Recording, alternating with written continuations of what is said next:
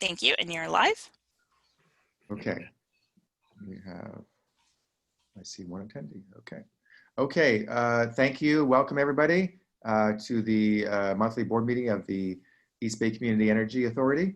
And we are going to take roll and then we will adjourn as is stated on the calendar, adjourn into closed session after the roll call. Madam Clerk. Sure, thank you. Albany. Present. Berkeley. Present. Dublin. Present. Fremont.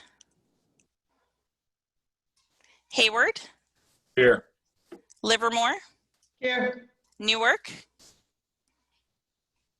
Here. Pleasanton. Here. San Leandro. Yes, present. Tracy. Union City. Here. Alameda County. Emeryville. Here. Oakland. I'm here, thank you. Thank you. And Community Advisory Committee. Present. Thank you. You have a quorum. Okay, thank you, Madam Clerk. I see a number of attendees and some staff, of course. Just a reminder, we are now about to adjourn into closed session, and afterward we will come back out into open session, report anything that may need to be reported, and then come back to our full lengthy agenda for tonight's public meeting. So with that, let's hereby adjourn into closed session. Thank you all. Yeah.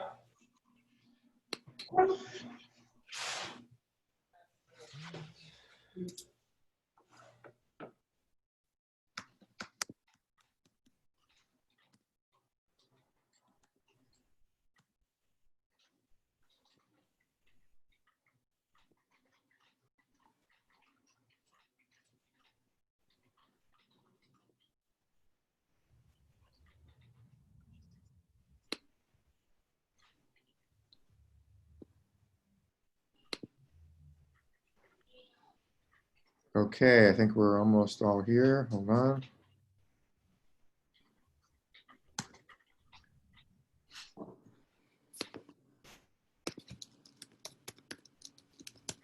Okay, it looks like we're all here as far as I could tell. Madam Clerk, we are all here again. We don't need to take roll again. Yeah, if you could just mention the names of those that joined during closed session. Alameda County joined during closed session, but I'm not sure if anyone else did. I think that was it. Everybody else had already been here. So one more person, yeah, Supervisor Haggerty is here. Okay, and so we have a quorum and we have attendees in the room and we're all set to go. And I will just announce that there is no action item to report directly from closed session. However, there is an agenda item that relates to the closed session discussion about employee compensation, and we will deal with that when that comes up on the agenda shortly. Okay, and we will go to the meeting. Okay, I think we're going to have general public comment. Is that right, Madam Clerk? Yes, and I have one speaker, Jessica Tovar.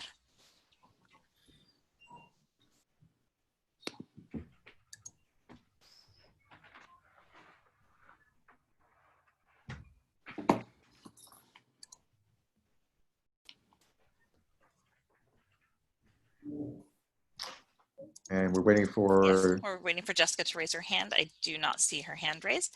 Alita, I do see your hand raised. Can you please sign up on the speaker form as well? Alita Dupree has raised her hand to speak.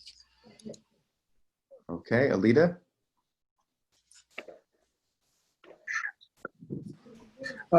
Thank you, Chair Calvin, members. Alita Dupree for the record, and you'll see the sign-up sheet should come up for you.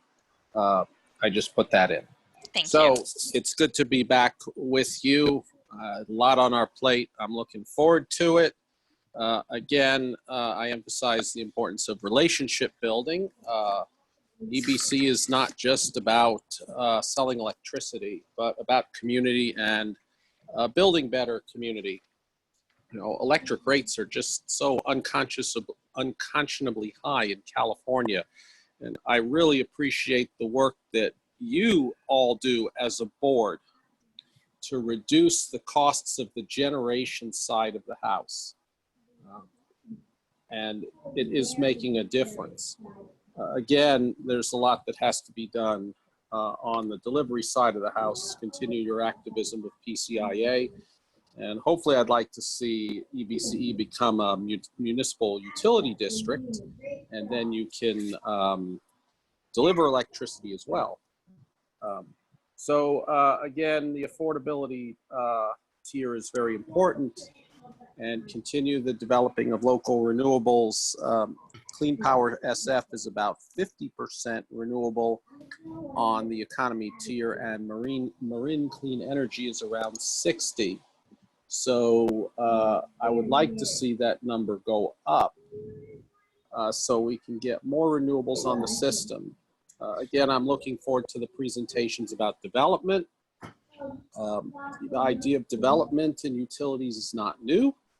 I remember back in the 1970s when the Long Island Lighting Company was heavily promoting electricity. Unfortunately, back in that day, most of it was generated by oil. So we're doing two really good things. Not only are we developing electrification, but we're using renewables to do that as well. BART is moving in that direction. So again, I thank you, and I look forward to this meeting progressing tonight. Appreciate it.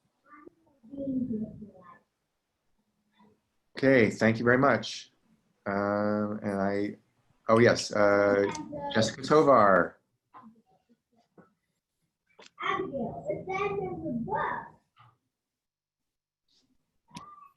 Okay, there, I'm unmuted. Hi, everyone on the board. For East Bay Clean Power, I just wanted to make some comments regarding the Community Advisory Committee. I think it would be a good time to put out application for new Community Advisory Committee members. We lost somebody, I guess, last month or so, and it's time to fill. We have several seats to fill in the Community Advisory Committee, so I wanted to urge the board to please move on this and put out a call for Community Advisory Committee members from the different cities. Thank you. Okay, thank you, Jessica. And I believe staff has heard that, so they'll consider that and respond as needed. It's important to keep our Community Advisory Committee fully filled best we can. Okay, so we're going to move on to the next item on the agenda, and that, let's see here, it says here, chair and vice chair elections, action item. Is that on our agenda? Yes. Okay. Comments, questions, any discussion, any suggestions, any thoughts about this? We haven't really discussed this. Waiting to hear anything at all. Or Chair. Any questions? Ed Hernandez. I would move to leave it as is, status chair, Dan Calp stay, and vice chair, Diane Martinez, stay the same. Okay, is that a motion? Yes. Okay. I second. Is that Al? Mr. No, Mendez? Mr. Patino. Mr. Patino All right, had Mr. it. Patino, okay. I'm fine with that. Is anybody else have any other discussion or question? We only have 2 officer positions, so there's no, I know some of our agencies that we're all very familiar with have 27 officer positions in some cases. Okay. You guys are doing great. Thank you. And I want to just thank Vice Chair Martinez for her tremendous work throughout her time, not just as Vice Chair, but on the Executive Committee and throughout the entire time on this board. So I appreciate that very much. Okay, so we have a motion and a second. Seeing no other, I don't see any hands raised. Oops. Oh, I'm sorry. We have to call public speakers on this. Is that right, Madam Clerk? We generally do not take public comment on this, but I do see a hand raised. I'm not sure if they're attempting. It keeps going up and down. So that might just be trying controls. Got it. Okay. At this moment, I don't see any hand raised in the attendees portion. So let's do a roll call vote on the motion. Albany, Yes. Berkeley, Yes. Dublin, Yes. Fremont, Hayward, Yes, keep up the good work. Livermore, Yes, absolutely. Newark, Yes, thank you for your leadership.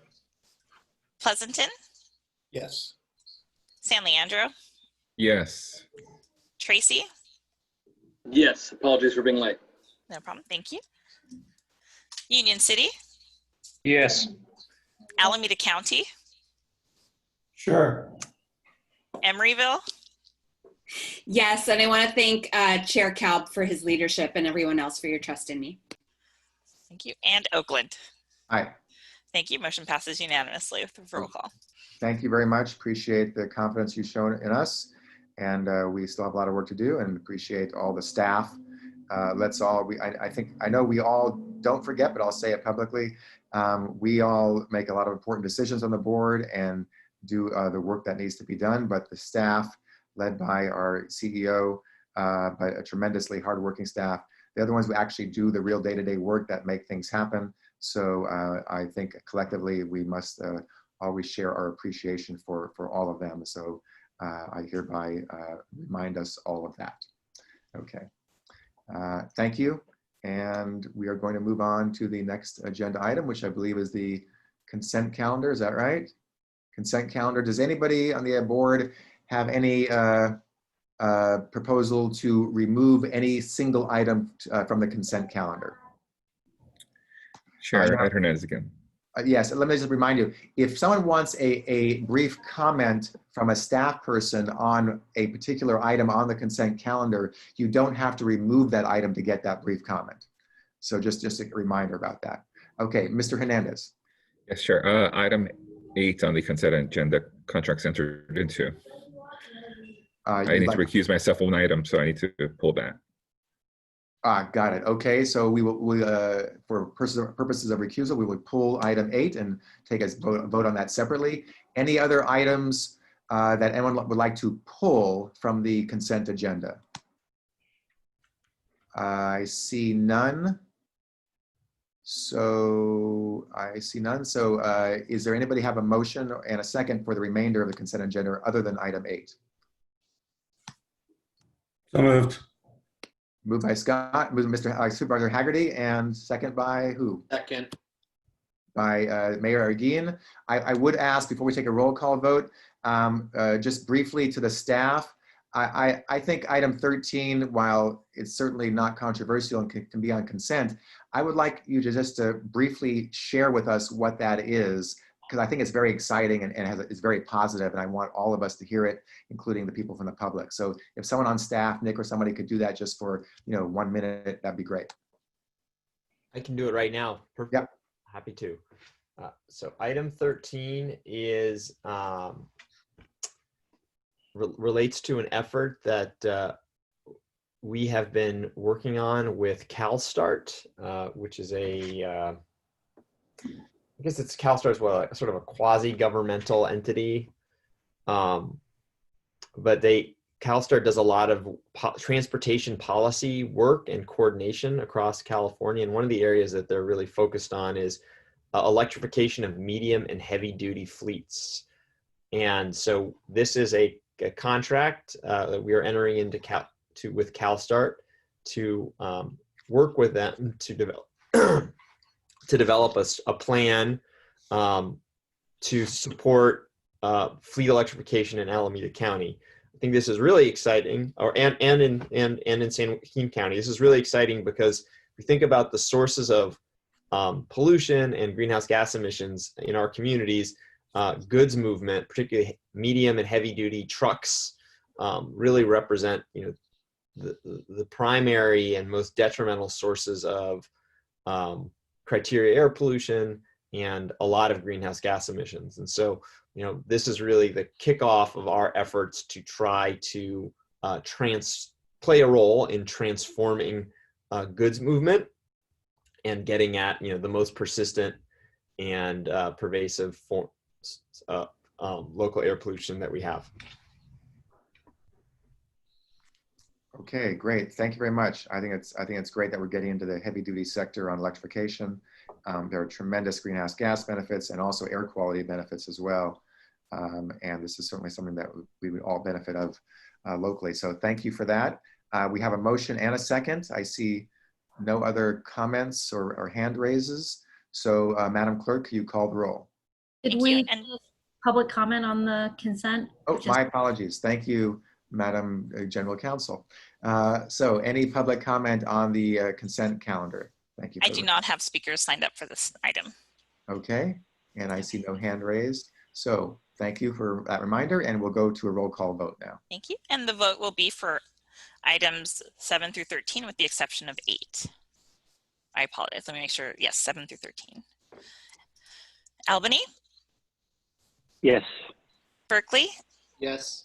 Dublin? Yes. Hayward? Yes. Livermore? Yes. Newark? Yes. Pleasanton? Yes. San Leandro? Yes. Tracy? Yes. Union City? Yes. Emeryville? Hold on a second. Aye. Thank you. Alameda County? Aye. Oakland? Aye. Thank you. Motion passes. Okay, that's great. Okay, now we are on the regular agenda.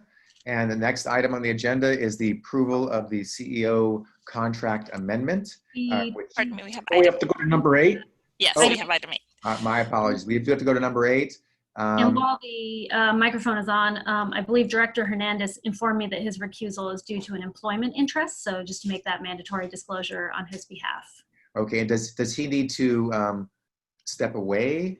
If we were in the same room, he would have to step away. Does he need to do that virtually? How do you? Normally, that's not required for consent items. Okay, all right. So he will be silent on this. And are there any questions or a need for from anybody for a presentation on this item, item 8? Anybody raising their hand who requests information on item 8? I am seeing no hands raised. Whoops, I see one hand raised. Nick Pilch. Oh, yeah, I was just going to move the item. Okay, it's been moved. I'll second it, Director Mendel. Mr. Mendel seconded. I see no public comment. Madam Clerk, any public comment on this? I do not have speakers on this item. Okay, so we'll take a roll call vote on this item. Thank you. Thank you. Albany? Yes. Berkeley? Yes. Dublin? Yes. Hayward? Yes. Livermore? Yes. Newark? Yes. Pleasanton? Yes. Tracy? Yes. Union City? Yes. Alameda County? Of course. Emeryville? Aye. And Oakland. Aye. Thank you. Motion passes. That's passes with one formal recusal. Okay, thank you so much. And now we are on the regular portion of our agenda, and which is now the approval of our CEO contract amendment. And I'm going to ask our Vice Chair, Diana Martinez, who's also a member of the Executive Committee, to make the presentation. I'm going to say a few words, though, just as we're getting ready for that. Nick, Nick Chassett, our CEO, I realize we have a Nick who's on our board. So our CEO, Nick Chassett, I just want to acknowledge and thank you for your tremendous work over the past few years in getting us to where we are today, and not only getting EBCE to the point where we are today as an agency, but really positioning EBCE and your leadership throughout the state as part of the statewide CCA movement and statewide CCA engagement throughout the state. And so I just want to acknowledge that and thank you for that. And it really, I've talked to people who are engaged with, let's say, clean energy, in the clean energy world, statewide or what have you. And Most of them are not really paying attention all that much to CCAs.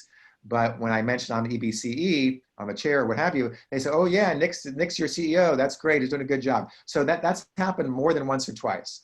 And so that's a good thing. That shows us something, because it's people are kind of getting that sense. So I just want to acknowledge that and show my appreciation, our appreciation for that. Others may have more to add. But now I'm going to turn it over to our Vice Chair, Diane Martinez, to make the presentation. Thank you. Thank you, Mr. Chair. So tonight for our consideration, we have approval of a CEO contract amendment that would take us from July of 2020 for 3 years to the 22-23 fiscal year. What we're proposing tonight is, I just wanted to confirm, it is available on the ebce.org website if anyone wants to follow along, but I can see it's being presented as well. What we're proposing is a modest increase that really keeps our CEO, while he's, our whole board and everyone I've received feedback from agrees that he's doing a phenomenal job. This is a modest increase that really keeps him in the middle of the pack in terms of utility districts and CCAs that are relevant to the size of our CCA. He, for instance, in 2018, the executive at SMUD was making a base salary of $537,000.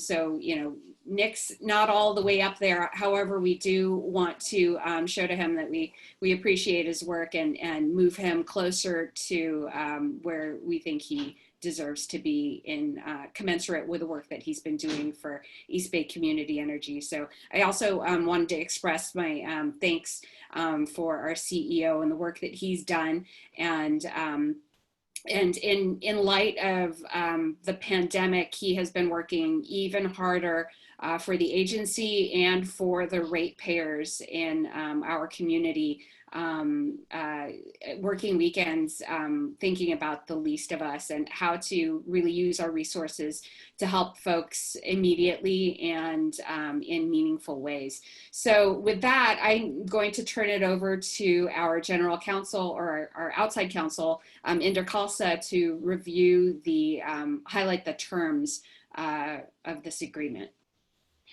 Yes, thank you. Good evening, Chair and members of the board. So the Brown Act requires that for the executive level positions that we make a verbal announcement of salary and benefits. So I'll just briefly cover the terms of the agreement here. The CEO will receive an annual salary of $350,000. He will be eligible for a 2% cost of living increase and up to a 5% merit bonus or increase. He will accrue vacation leave at the rate of 240 hours or 6 weeks annually, and he has the option to cash out up to 3 weeks annually. We made a very, very minor technical change to the retirement program benefit, just to note that if the CEO maxes out their 401A, then additional employer contributions may be rolled over into a 457B. And I believe that covers all of the changes that you'll be reviewing this evening. So let me know if you have any questions. With that, I'll hand it back to our chair. Thank you very much. I appreciate that. Appreciate all the work that has gone into this, and a lot of back and forth, a lot of discussion, a lot of consideration, including looking at other agencies of the other energy agencies, including other CCAs. And I know we just talked about this in closed session, but if any board members have any comments they want to share in open session, now would be the time to do that. As soon as I get there we go. Hold on.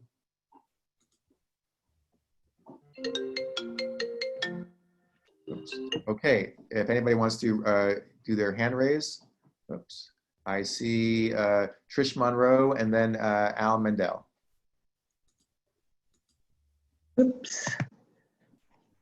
Yeah, I actually think Al was first, but I'll jump in. Yeah, I just wanted to,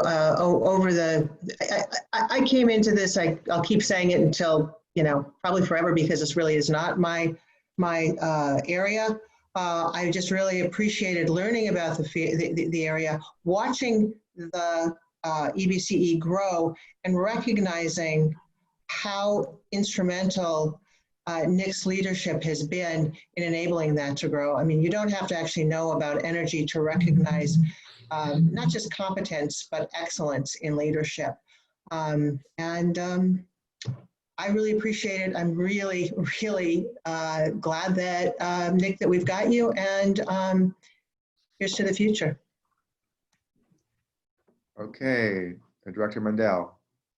Well, I'll just echo those comments and add that I'm really pleased that we're able to offer a multi-year contract. It's something that was obviously impossible at the very beginning when we were a nascent organization, but we're a little more established now. We have a great CEO and got a contract that will enable you to stay, Nick, for a number of years. So I'm pleased by that. Keep up the great work. Okay, Mr. Hernandez. Yes, and also the accolades. It's just how you pivoted through this crisis to provide resources to the community, the grants that you're able to identify from the marketing dollars have been very critical and important. So that's a true sign of leadership. So thank you. Okay, seeing none. Madam Clerk, do we have any public speakers for this item? We do not have a public speaker, but I just promoted Director Rude from the attendees who had their hand raised. I'm not sure if he would like to speak. Oh, okay. Director Rude, how are you doing? I'm good. I'm sorry to be joining late. I didn't get any notification about the earlier start time, so there's some sort of email glitch. So I apologize for being late. Our apologies. We're on the compensation item, which I guess you now are aware of that. And any questions about it? Okay, seeing none, I think we're all set to go. So I need a motion to adopt this this is a 3-year contract. So let's be clear what we're actually adopting here. I know Nick preferred to be paid $1 a year for the next 3 years, but we said no, we're not going to do that. So this is what's on the table, and it's a 3-year contract, and I think it makes a lot of sense for us to have a multi-year contract. So I'm seeking a motion right now. So moved. But do we need to take public comment, Inder? We just did. We just tried to. No one had it. Thank you. I'll second. Okay. A motion by Councilmember Martinez, and who had the second? Well, I was trying to, but I don't think I got it. But I have a question. Okay, I think that was that Either Hernandez or Councilmember Monroe. Mm-hmm. Okay, Councilmember Monroe seconded, and Supervisor Haggerty, you have a question or comment? Yeah, are we supposed to figure out the 3-month, 6-month thing here? I think that comes later. We don't need to do that right now. Yeah, that'll come later. Okay, fine, thank you. Okay, thank you very much. And we have no public commenters. I don't see any hands raised over there. So Madam Clerk, I see no other questions. So let's have a roll call vote, please. Albany? Yes. Berkeley? Yes. Dublin? yes. Hayward? Yes. Livermore? Yes. Newark? Yes. Pleasanton? Yes. San Leandro? Yes. Tracy? Yes. Union City? Yes. Alameda County? Yep. Emeryville? Yes. Aye, Oakland? thank you. Thank you. Motion passes. Okay, excellent. Thank you so much for all your work, Diane, Councilmember Martinez, and the Executive Committee, and our General Counsel, and of course, Nick. Appreciate all your work, and happy to put forward this 3-year contract. And again, I want to acknowledge the great work that you've done and the great work that your staff has done under your leadership.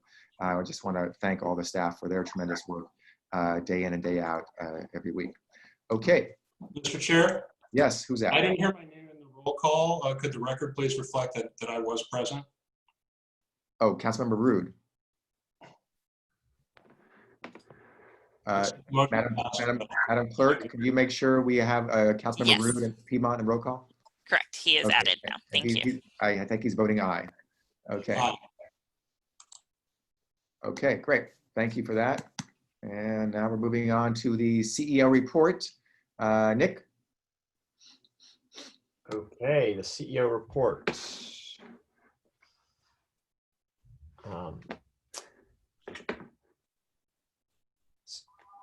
So we did have an executive committee meeting on June 26th.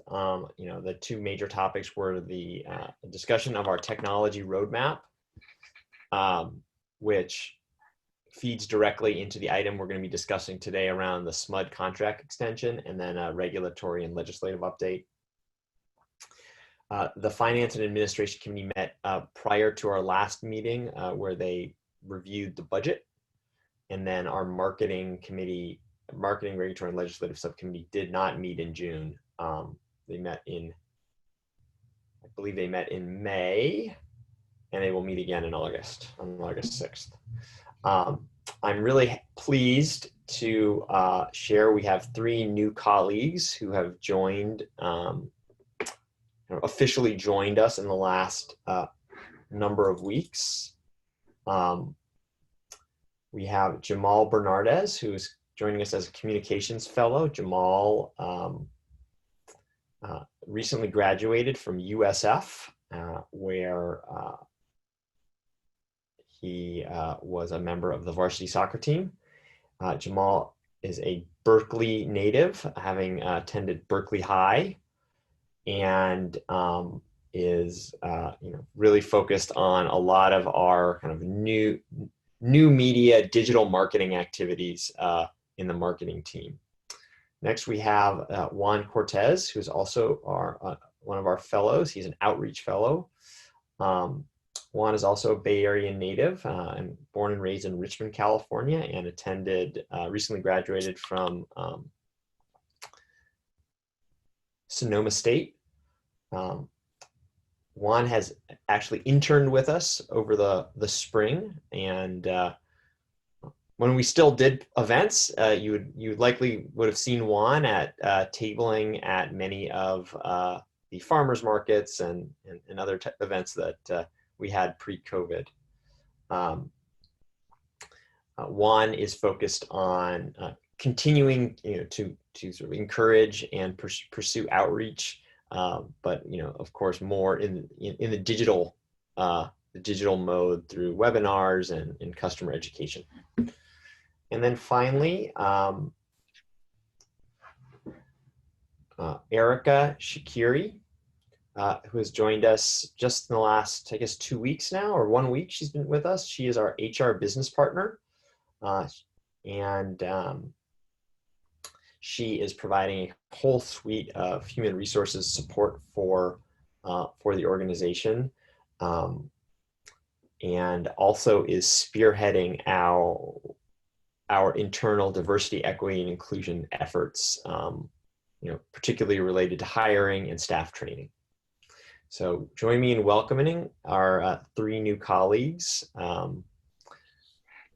Unfortunately, we can wave at them. I think I'm not sure, what the most effective way to say hello is, given that they're sort of out there, in listening mode, and we have this webinar format. So welcome, everyone.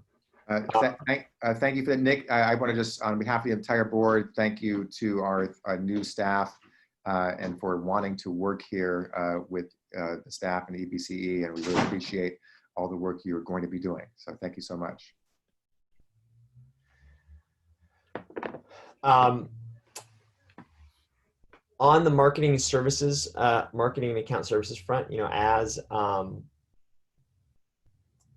you all recall, over the last couple meetings, we have made some adjustments to both our power content and our discount. So starting July 1, we are now offering our Bright Choice product set at a 1% discount, and it is set at a power content that is 5% more renewable than PG&E. Brilliant 100 continues to be 100% carbon free and priced at parity with PG&E. But based on the action that the board took last month, we are closing Brilliant 100 to new enrollment at this time while we evaluate our options for that product in 2021 and beyond. You'll notice a number of updates to our website, and I believe, you know, in the near term here, we're actually going to be having a fully refreshed website. So once that happens, you'll get a note, and we encourage you to take a look. I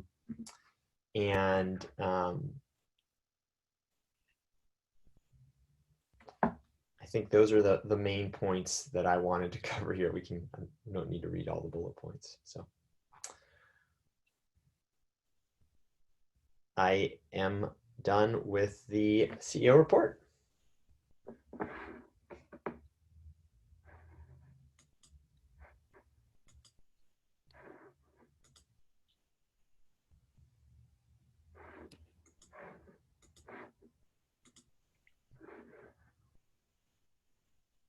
I think you're on. You're muted, Dan. Mute. My apologies. Any comments or questions from the panelists, from the board members on the CEO report? And do we have public speakers, Madam Clerk? Yes, I have one speaker, Blair Beekman.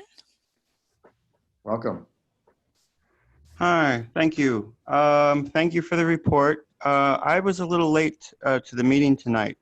As this is kind of a formal procedural item, I was wondering if I could speak and ask at this time that when you go into the closed meeting session, is there a way that you can offer the public how long you will be in that session, or to have some sort of clock on the Zoom forecast, on the Zoom telecast, how how long you expect the meeting to be in closed session for? So, you know, I can see, you know, it's 20 minutes, 10 minutes, and that can get me ready, because I kept checking, and then all of a sudden you're on item 14, and so I missed a bit, and sorry about that. Just a suggestion. And to conclude, I learned at the CAC meeting on Monday that there's a carbon neutral plan for 2023 that's really important to yourselves. And in my first introductions to this work, I've been talking the past few months about the mighty number of 2023 and what that can represent. And I hope I can talk more in the meeting tonight, the importance of working towards solar power goals by 2023. Thank you. Thank you very much. I appreciate the comment. And I'm not seeing any other comments on the report, and there is no action item. So we're going to move on to the next agenda item. And that is, let's see here. I lost it for a second. And that is the Community Advisory Committee report. Yep. Our chair. Mary? Great, thank you. CAC also held chair and vice chair elections on Monday, and you have the same suite of two folks for the next year as we had the previous year. I was re-elected chair. Jane Frank is my vice chair. Looking forward to hopefully having a full component on the CAC and having our alternates as well. I have been in touch with Stephanie, and I know that the board is starting to work on that. So looking forward to the next year. That's all I have. Great, thank you so much, Mary. Congratulations on your reappointment as chair of the Community Advisory Committee, and thank you to the entire Community Advisory Committee for the meetings and the input and the commitment to a clean EBCE for all of us. Okay, now we're going to move on to next item is an action item. I'm sorry, was there any public comment on the CAC report? I think we need to have public comment, if there is any. Madam Clerk.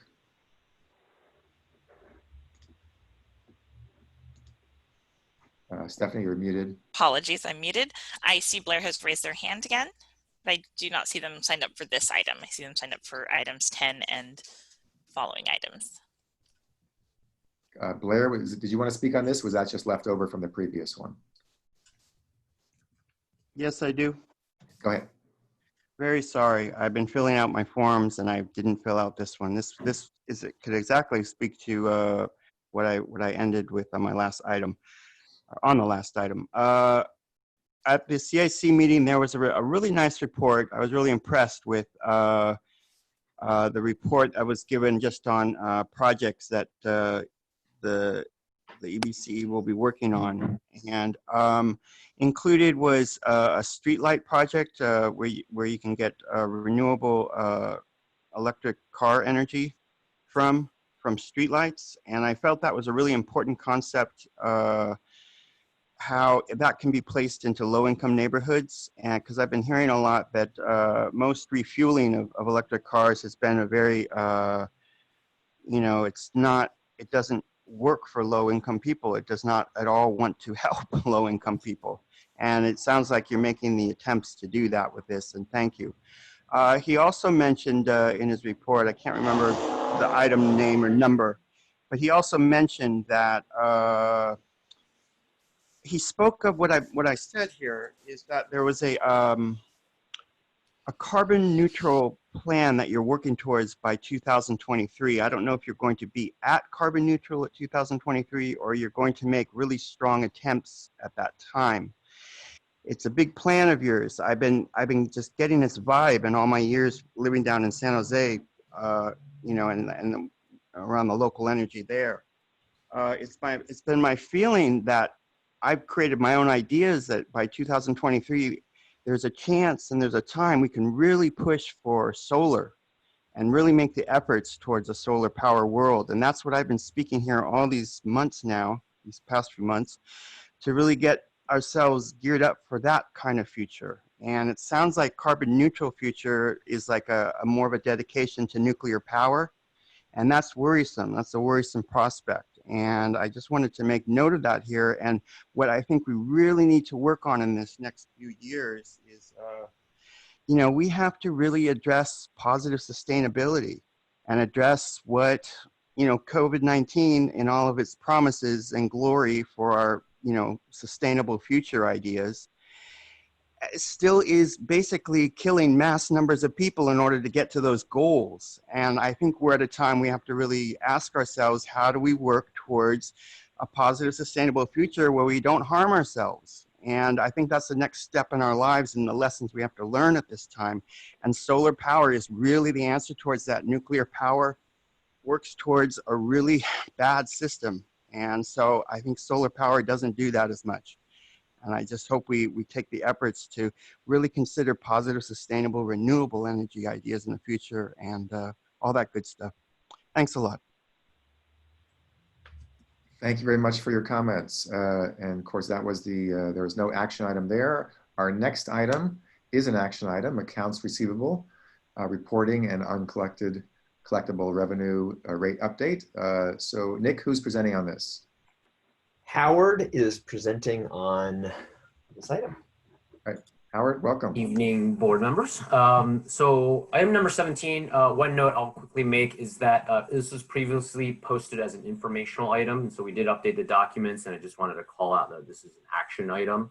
There's two components of this. One is general update on our accounts receivable reporting, which is informational. And then there is an update related to the uncollectible revenue rate that we're asking for approval on. The specific approval aspect is staff is recommending an increase in the uncollectible revenue rate for April, May, and June. So that's Q4 of our last fiscal year of 2020 from a 0.5% rate to 1.5% of revenues. So an increase there. And I'll speak more to that as we go forward. I'll start with the sort of reporting changes. Historically, EBCE has generally included AR, accounts receivable aging information in our quarterly treasurer's report. And I'll actually be reporting on that on the following item for this latest quarter. But traditionally, we share information in that treasurer's report that is based off of a report that PG&E provides called the Utility Direct Customer Accounts Receivable Report, the UDC report in short. And basically, this report shows their aging of accounts for the customers that are sort of shared between us. However, it does not include customers that have been terminated and fall outside of the collection window. So typically, after a customer has been terminated based off of PG&E's actions, they have their policy is they have 35 days to continue to collect any outstanding balances that remain. And so once they fall outside of that collection window, they would fall off this UBC list. And so we've generally stayed consistent with the reporting that PG&E has provided us in order to, sort of track to their reconciliation process. And in part, we've done this because those customers that are terminated and fall off the collections report, we generally felt like were a close enough reflection to the write-offs that we were projecting. Going forward, we have some proposed changes, and we've done some additional reconciliation work of our own, where we are now disclosing information in our Treasury report related to our aging solely based off of our own reporting and kind of accounting and reconciliation process. So it'll differ a little bit. And so I want to highlight some of those differences. One of those differences is that we're adding a fourth aging bucket. So once receivables go above 120 days, we'll have a more granular breakout there, whereas previously we just showed a sort of a 90+ day breakdown. And then the other one is the inclusion of these terminated accounts. Just to be clear, the terminated accounts, those are defined as accounts that PG&E has disconnected and have a balance that remains. And it also includes customers where the customer may have initiated a termination of some sort, closing of their account of some sort, but still has some balance that remains in terms of accounts receivable. So that is a pretty material change to the balance that we've historically shown. So I wanted to make sure to call that out. That will increase our aging report and delinquencies reporting pretty significantly. And in addition to that, we've done some other sort of smaller, less material reconciliations to match certain sort of billing and reporting dates. But that's really the big one to sort of highlight. We believe this is just a more accurate reflection of what our kind of aging of receivables is. And also felt like this change was important just because we haven't officially written off any of our aged receivables. Certainly we would, prior to doing so, take something to the board for consideration related to sort of our collections policy and what we intend to actually write off from an accounting standpoint. But because we haven't formally done that yet, we felt like it's a more accurate reflection to include really the full picture of aging. Here you can see a table that reflects the latest balances based off the information I just shared. What I'll highlight here first is maybe looking away from the March, April, May timeframe, so July through February of the last fiscal year. You can see generally an upward trend in the kind of 90+ day aging. But you do see that in those buckets in the 30 to 60, 60 to 90, and 90 to 120, there is some up and down activity. So even though directionally it tends to increase subtly, there are months where you get paid back, and there are additional payments made under those buckets, which is not too surprising. And then in the 120-day plus aging, it's a pretty steady increase there. And the reason is because a lot of those customers tend to be disconnected, terminated accounts, where I think the probability of collecting from those customers tends to be a lot lower. What I want to focus on next is a recommendation staff is making to increase the forecasted uncollectibles rate for Q4 of our last fiscal year. And there I'll highlight sort of the March, April, May timeframe, really the April, May timeframe, since that's where you can start to see some of the impacts of COVID coming into play. And I think the big ones to highlight there are your 30 to 60 day timeframes and your 60 to 90 day timeframe. Naturally, your 90+ day timeframes doesn't actually account for COVID any longer, since that was prior to March. So you can see that the jump ups in your 30 to 60 day, which is your orange bar, is more significant in the April and May timeframe, particularly in the May timeframe, where it kind of bounces around a little bit in prior months, and then in April to May, it sort of spikes a little bit more.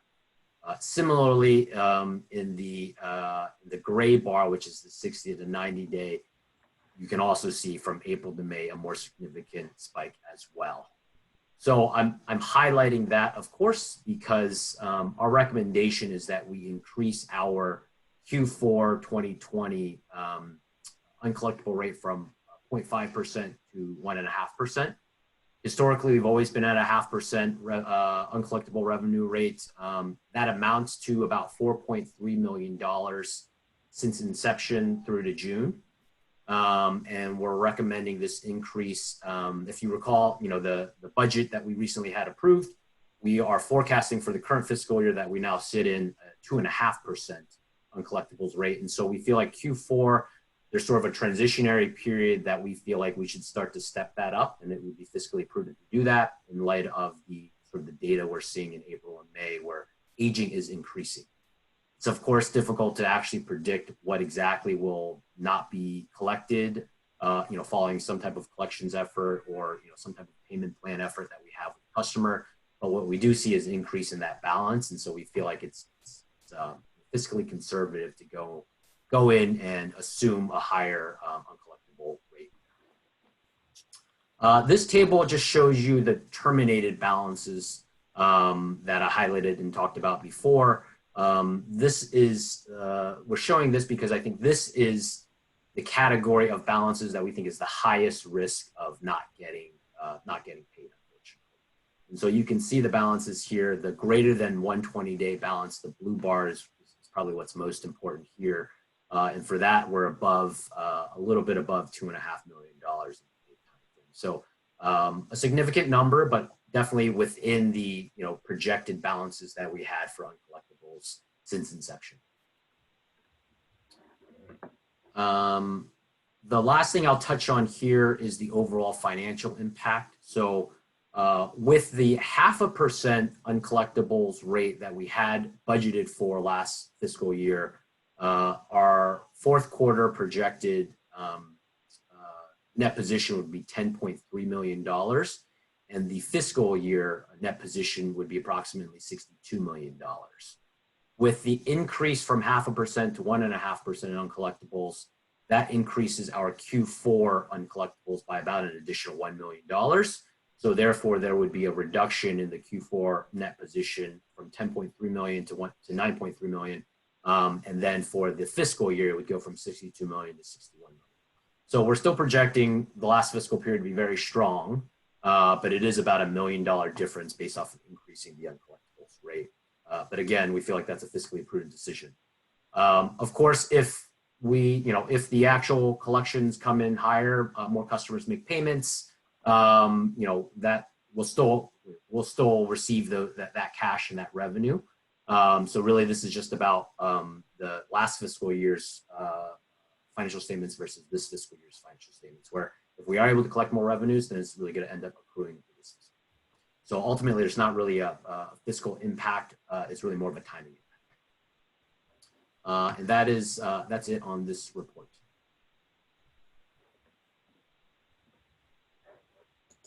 Okay, thank you, Howard. Appreciate that. This is an action item. Colleagues, any comments or questions on this item before we go to the public and before we take a motion? Councilmember Hannan from Newark.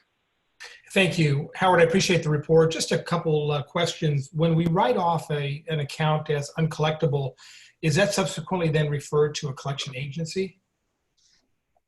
Great question. So we don't currently have a collections process in place.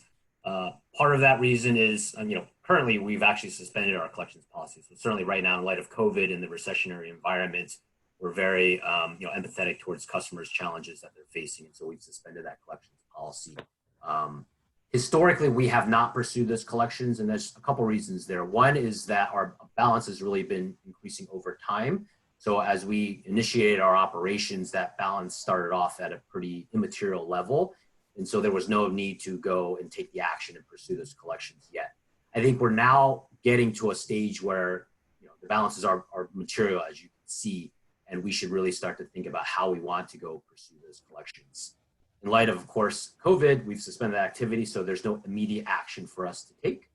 But I think we will ultimately want to develop a clear collections policy that we will take in front of the board and make some recommendations. We're analyzing this sort of demographic makeup of the collections, of the aging, I should say, right now, to sort of help think about how we might want to pursue that and create a strategy and around that. And then the other thing I'll just note is it is challenging in our position because there is certain collections information that a an IOU like PG&E actually has to help assist in that collections process, whereas as a CCA, we are limited in some of that information, such as Social Security information. So that's part of having, we need to incorporate that into how we think about pursuing collections.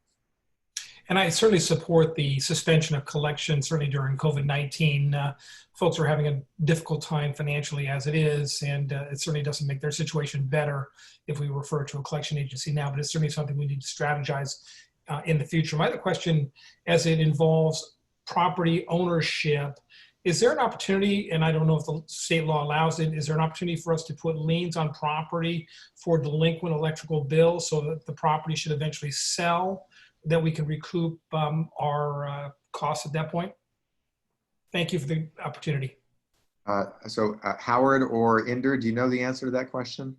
Or Nick? No, I actually happen to know the answer to that question, although it's a very technical area, so it's at a high level. But there's some charges like water and sewer and trash that are considered charges on a property ownership, and those are the types of charges where you can lien the property if the owner fails to pay. Electricity, for whatever reason, over the last century of case law, has never been considered a charge on property ownership. So my understanding is that no, you cannot lien property to recover the cost of the electrical utilities. I hope that's helpful.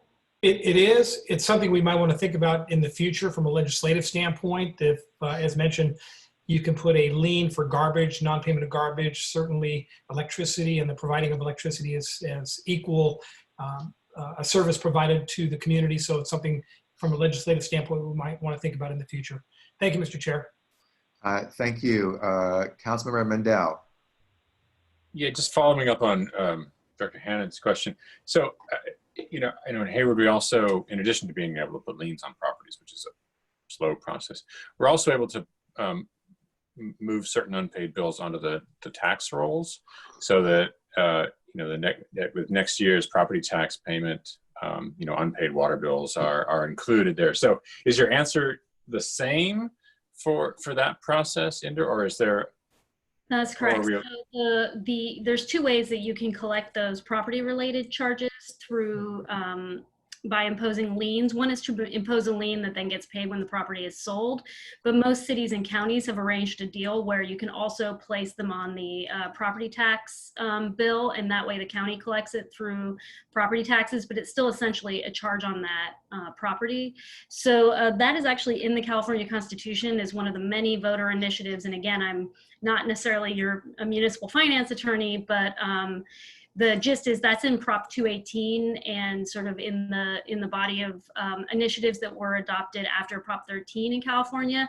So while and they specifically exempt electricity costs, by the way. So while a legislative solution might help, you might have a more complicated situation because some of these are constitutional amendments that were adopted by voters. Okay, thank you very much. Thank you. Councilmember Hernandez from San Leandro. Thank you. Just to clarify, are we able to break out the commercial versus residential aging report, and if it's a small, medium, or large business in the future to look at this aging? Absolutely. I think just to get better information, and maybe it's in the finance meeting or so that comes up, but that might be something we want to look at, understanding it a little differently. Yeah, I made a that we are looking at the demographic information of the different customer types, what's been aged, such as who's actually on payment plans, who's a care or fair customer. So we do want to break out all that information as we sort of inform a collections policy, or just inform what the kind of the riskiness of what customers will pay or not. So yeah, we'll look at that. I guess unfortunately my kids bring me dinner, so I was coming up while you guys were talking. Thank you. Looking forward to the information. Thank you. Thank you. I don't see any other. Do we have any public speakers on this, Madam Clerk? We do. I have Blair Beekman signed up to speak. Great. Blair, there you go. Thank you. I just wanted to quickly offer for this item that as you'll be thinking about the lien process, in my own mind, there's a specific reason why local community energy hasn't started a lien process in the first place, and I think that should be respected in however you will move forward with this issue at this time. And thank you again, just that you have a pretty progressive attitude about how to handle bills at this time overall, and that's important. And I don't know if you get thanked enough for that, and I think you're doing an admirable job in that effort. And so thank you for that, and good luck in how you can always better negotiate at the state level and federal level too. Thank you. Okay, thank you. And I believe we need a motion on this item. I will move the item. And that's Director Pilch. Second the item. Who is that seconding? Penton. Director Penton. Thank you very much. Okay, no other comments or questions. Let's have a roll call vote, Madam Clerk. Thank you. Albany, Yes. Berkeley, Yes. Dublin, Yes. Hayward, Yes. Livermore, Yes. Newark, Yes. Piedmont, Yes. Pleasanton, Yes. San Leandro, Yes. Tracy, Yes.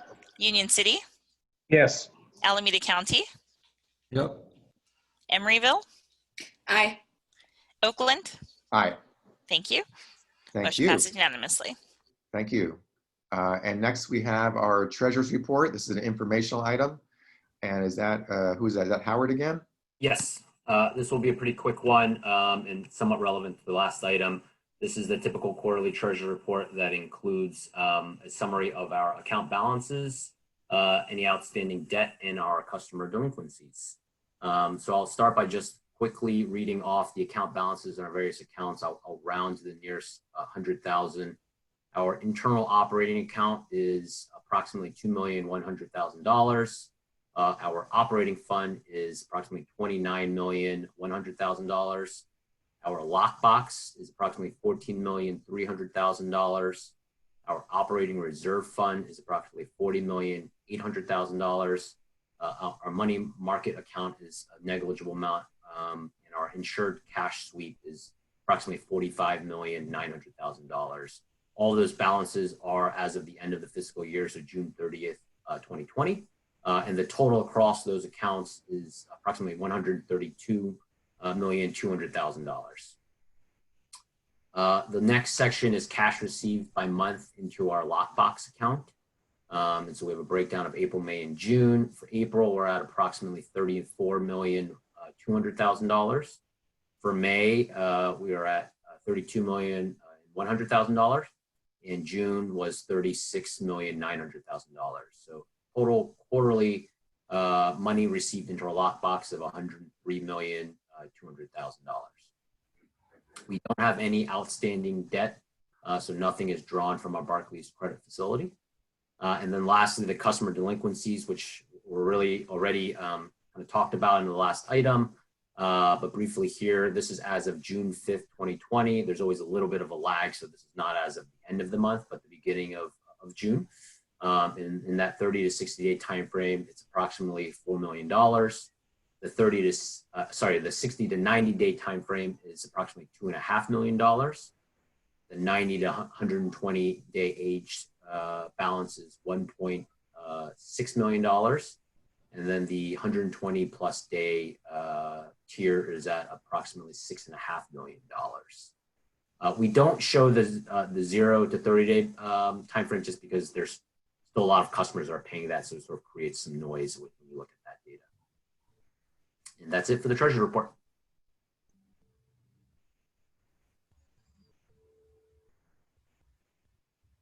Dan, I believe you're muted.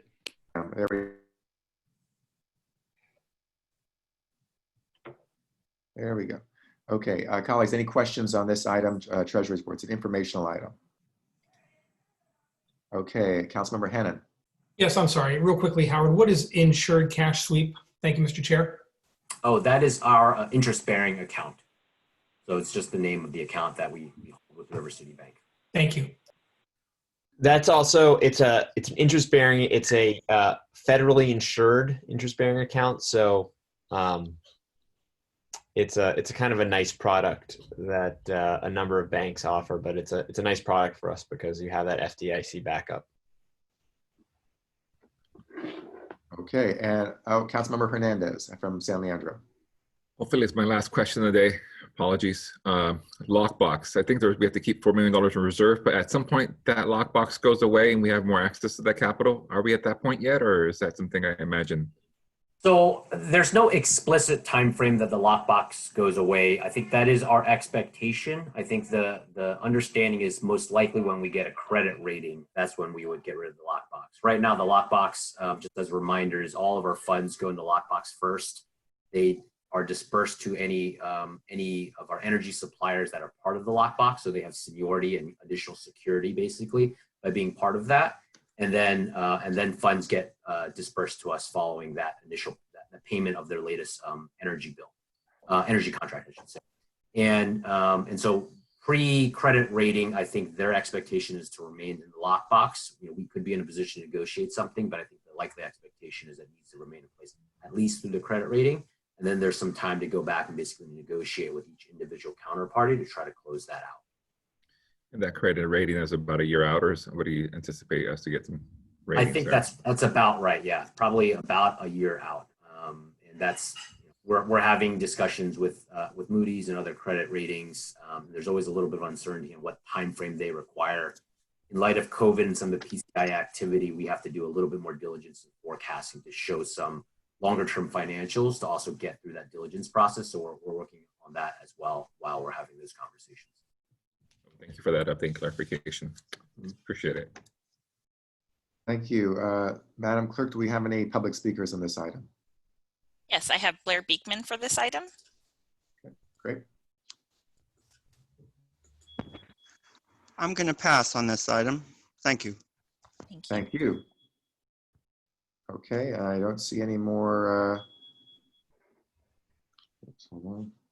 I don't see anybody else. That's an informational item. So we are going to move on. I see no more questions or comments. Oh, Mr. Hernandez, is that another hand up or is that from before? Okay, we're good. Okay, we're going to move on to the local development update. And is that JP? I see JP somewhere in some pasture, some beautiful hillside pasture there. So welcome, JP. That's right. Thank you, Chair Kalb. Yes, beautiful East Bay pasture. Hopefully going out to pasture. So yeah, we'll be talking about our local development update tonight, and we'll be doing a bit of a tag team. I'll be leading off talking about the overview and a couple of the initiatives, and then our team, my colleagues, Becky and Jesse, will be taking on their program areas to run you all through it. I would say that the presentation is not a complete comprehensive list of the activities that we have underway. That is covered more in detail in the staff report, along with descriptions of these programs, timelines, and initiatives. So we will cover a part of it, kind of the larger areas in the presentation tonight. And we will try to be somewhat brief. There's a long agenda, and I know there's a couple of additional items coming up later that we'll probably have some discussion.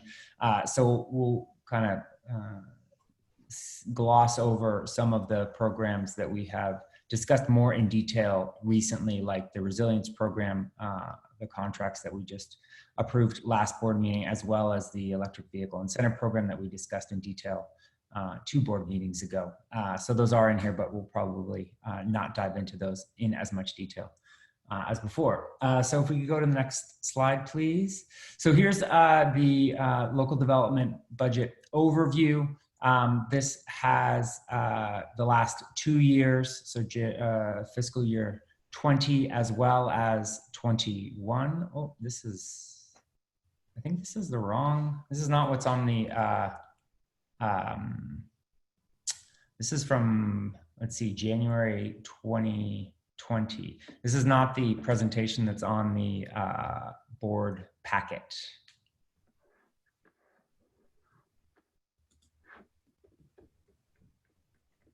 So hopefully we'll get that up. Let's see, I will start talking to it. I have it up on my screen.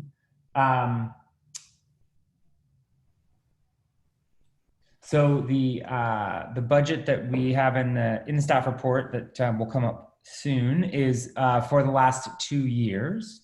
There we go. Thanks, Stephanie. So this is for fiscal year 20 and 21. So fiscal year 20 was originally approved at 6.34 million, and then the board allocated an additional 500,000 for our medical baseline program, bringing it to 6.84 million. And then this year's budget was just approved last meeting at 6.34. So those total up to 13.18, which sits here in the operating budget. And we have really kind of commenced our programs across many program areas, and have kind of combined what was in the enhanced NEM budget into our collaborative procurement budget, because really that is focused on resilience and building out solar and storage across our communities in response to PSPS events. I would note that we have allocated about 1.25 million into our COVID relief fund. The vast majority of that has been distributed now to our most impacted customers and community-based organizations that are helping those customers during this pandemic. So really pulled some money out of our local development activities to put it straight into the economy and in response to that. Our vehicle electrification budget is, as discussed and approved by the board, fairly large in light of the California Energy Commission electric vehicle incentive program grant that we are pursuing. We are still making good progress on that and are getting strong indications from the Energy Commission that we are high up on the priority list and should be receiving that grant.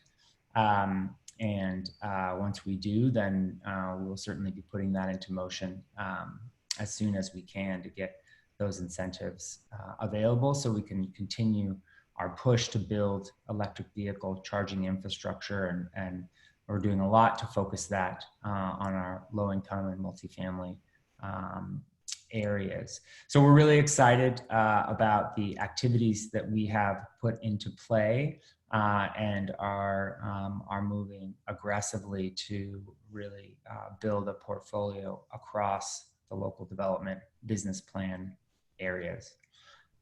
So if we can go to the next slide, please.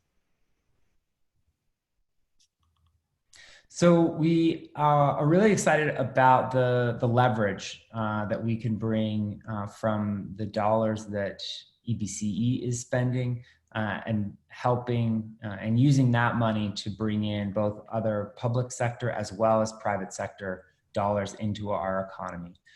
So we looked at some of our programs, a portion of our programs like the electric vehicle incentive program, our heat pump hot water heater incentives that we have recently put into play with Stop Waste, our resilience program, and our pay for performance incentives.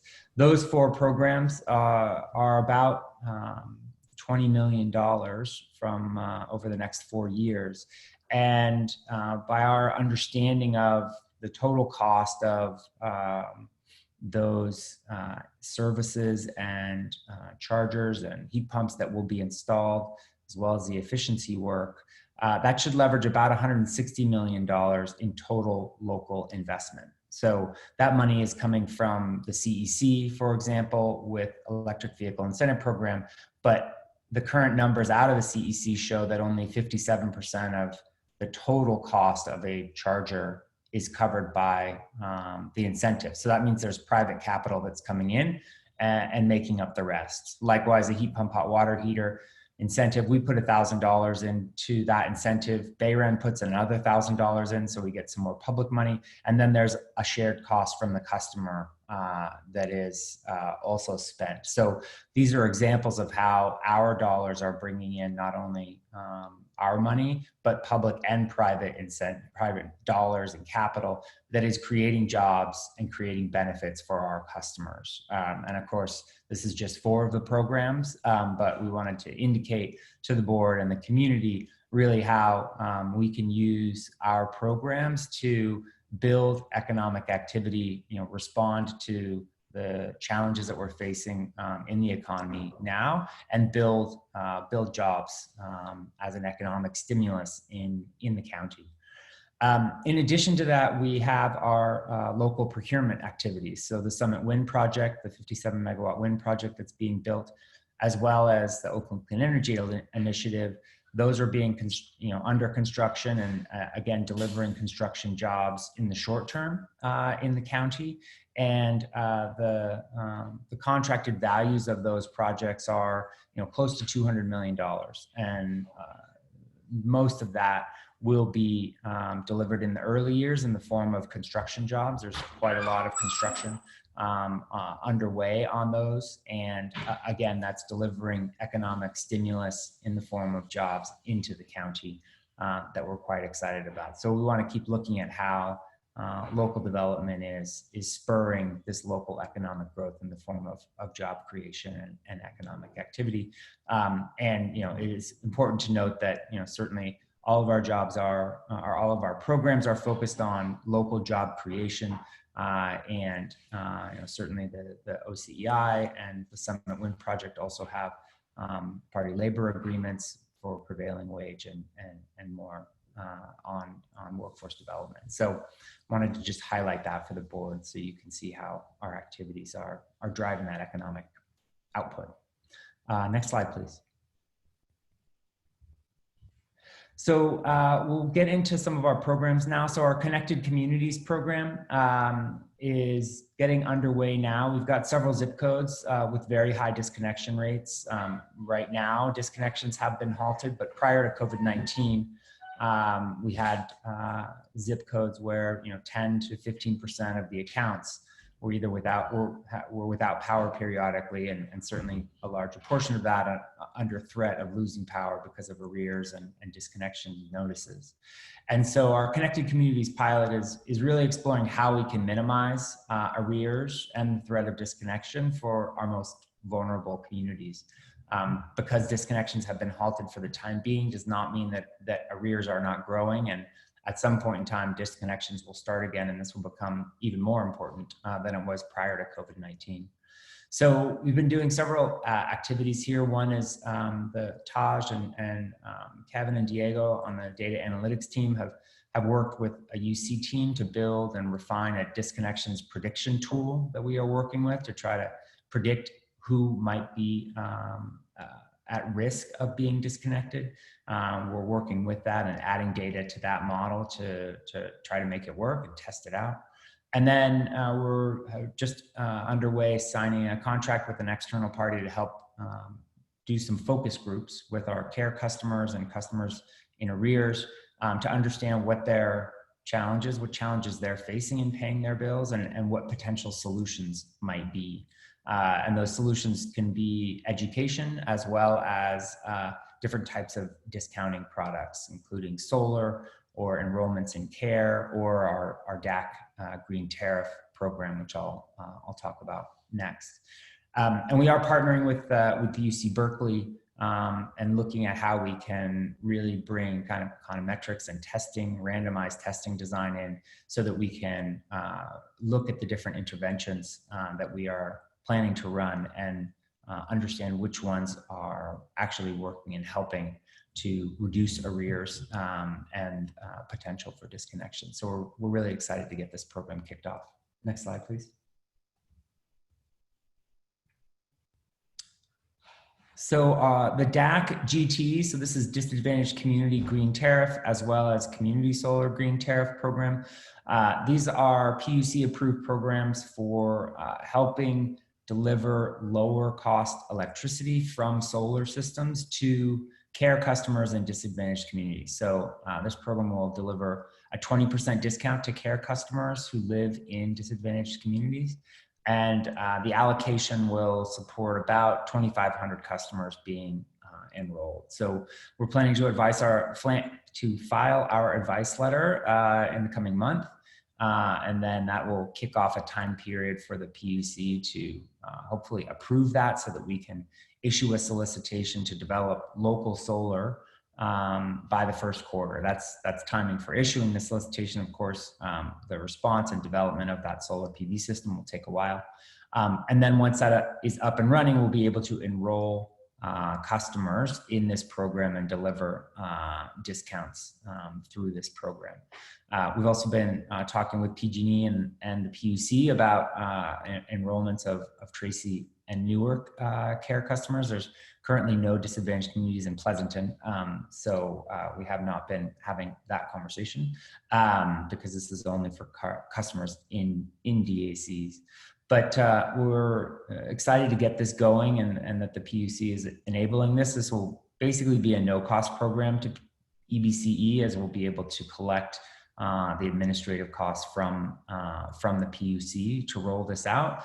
And this is an example of one of the interventions that we'll be testing in our Connected Communities pilot to see if delivering this discount assists customers in paying their bills and reducing the threat of disconnection. So that's a couple of the programs, and I'm going to hand it over now to Becky, who will talk through our energy efficiency and building electrification programs that we have to talk about tonight. Thank you. Becky, welcome. Yes, hello, thank you. Welcome, members of the board. Excited to be talking about some of the awesome work we're doing. I'm going to start off with our targeted energy efficiency programs that we're hoping to launch over the course of August and September. As you may recall, we contracted with Recurve Analytics back in 2019. That allowed us the opportunity to access a dashboard, which not only helps us identify opportunities for time-based energy efficiency programs, but also to implement pay-for-performance programs. Now, to break that down a little bit, pay-for-performance programs are ones that pay for actual measured improvements at the meter. So any energy that's reduced and can be measured at the meter, that can qualify for an incentive payment. What's nice about that platform is that it allows us to be somewhat technology agnostic, rather than saying you have to only do energy efficiency because that's what we can measure, or you can only do load management because that's what we can measure. We really can measure based on what happens at the meter, both in terms of energy reduction and changes in usage. The other nice thing about this platform is that it allows us the opportunity to target customers. On the graphic on your screen, I want to draw your attention in particular to the one on the right. What you're seeing here is an actual output from that dashboard. The lines that are in gray and the dotted red lines are the load shapes of the general customer base. The line in the blue is the load shape associated with the targeted customer base. Now, what that means is using this platform and designing programs in the right way, we can focus in on those customers who, for example, are using, as is represented by this blue line, the highest amount of peak energy usage. What we know about peak energy usage is that it is both the most expensive to serve for our customers, and it is the dirtiest. Typically that energy, it's hard to procure renewables during that time frame. So running programs that really focus in and reward customers for making improvements that hone in on that area can help us maximize our renewable energy consumption and have a cleaner and cheaper cost of service overall. At this point, we have 3 programs we're planning on rolling out. Our low-income program RFP just closed, and we're hoping to launch that program in August. That'll be a program targeted on high energy using care customers, trying to find strategies to help them reduce their bills. We're looking at launching a commercial program jointly with MCE. We're anticipating August or September to get that one off the ground. And then a residential program that will be working with the Bay Area Regional Energy Network on also hoping for August or September rollout. And thanks, Stephanie. Next slide. Now, all of these pilot programs will help us to inform a larger and broader energy efficiency program strategy. CCAs are eligible to apply to the California Public Utilities Fund to access ratepayer funds for energy efficiency. Every time a customer of an IOU or a CCA pays an energy bill, there's a small surcharge on their bill, which goes into a larger pot of funds to fund energy efficiency programs throughout the state of California. Now, basically, CCAs can exercise their authority to say, we would like to apply to receive a chunk of those funds, and assuming that your program plan meets statute requirements, it's cost effective, it provides benefit to customers, then we have the opportunity to move forward with those funds to offer programs. We are hoping to learn a lot from the pilots that we're launching this year to help make sure that our application is effective, is well documented. We hope that this will streamline the amount of time necessary.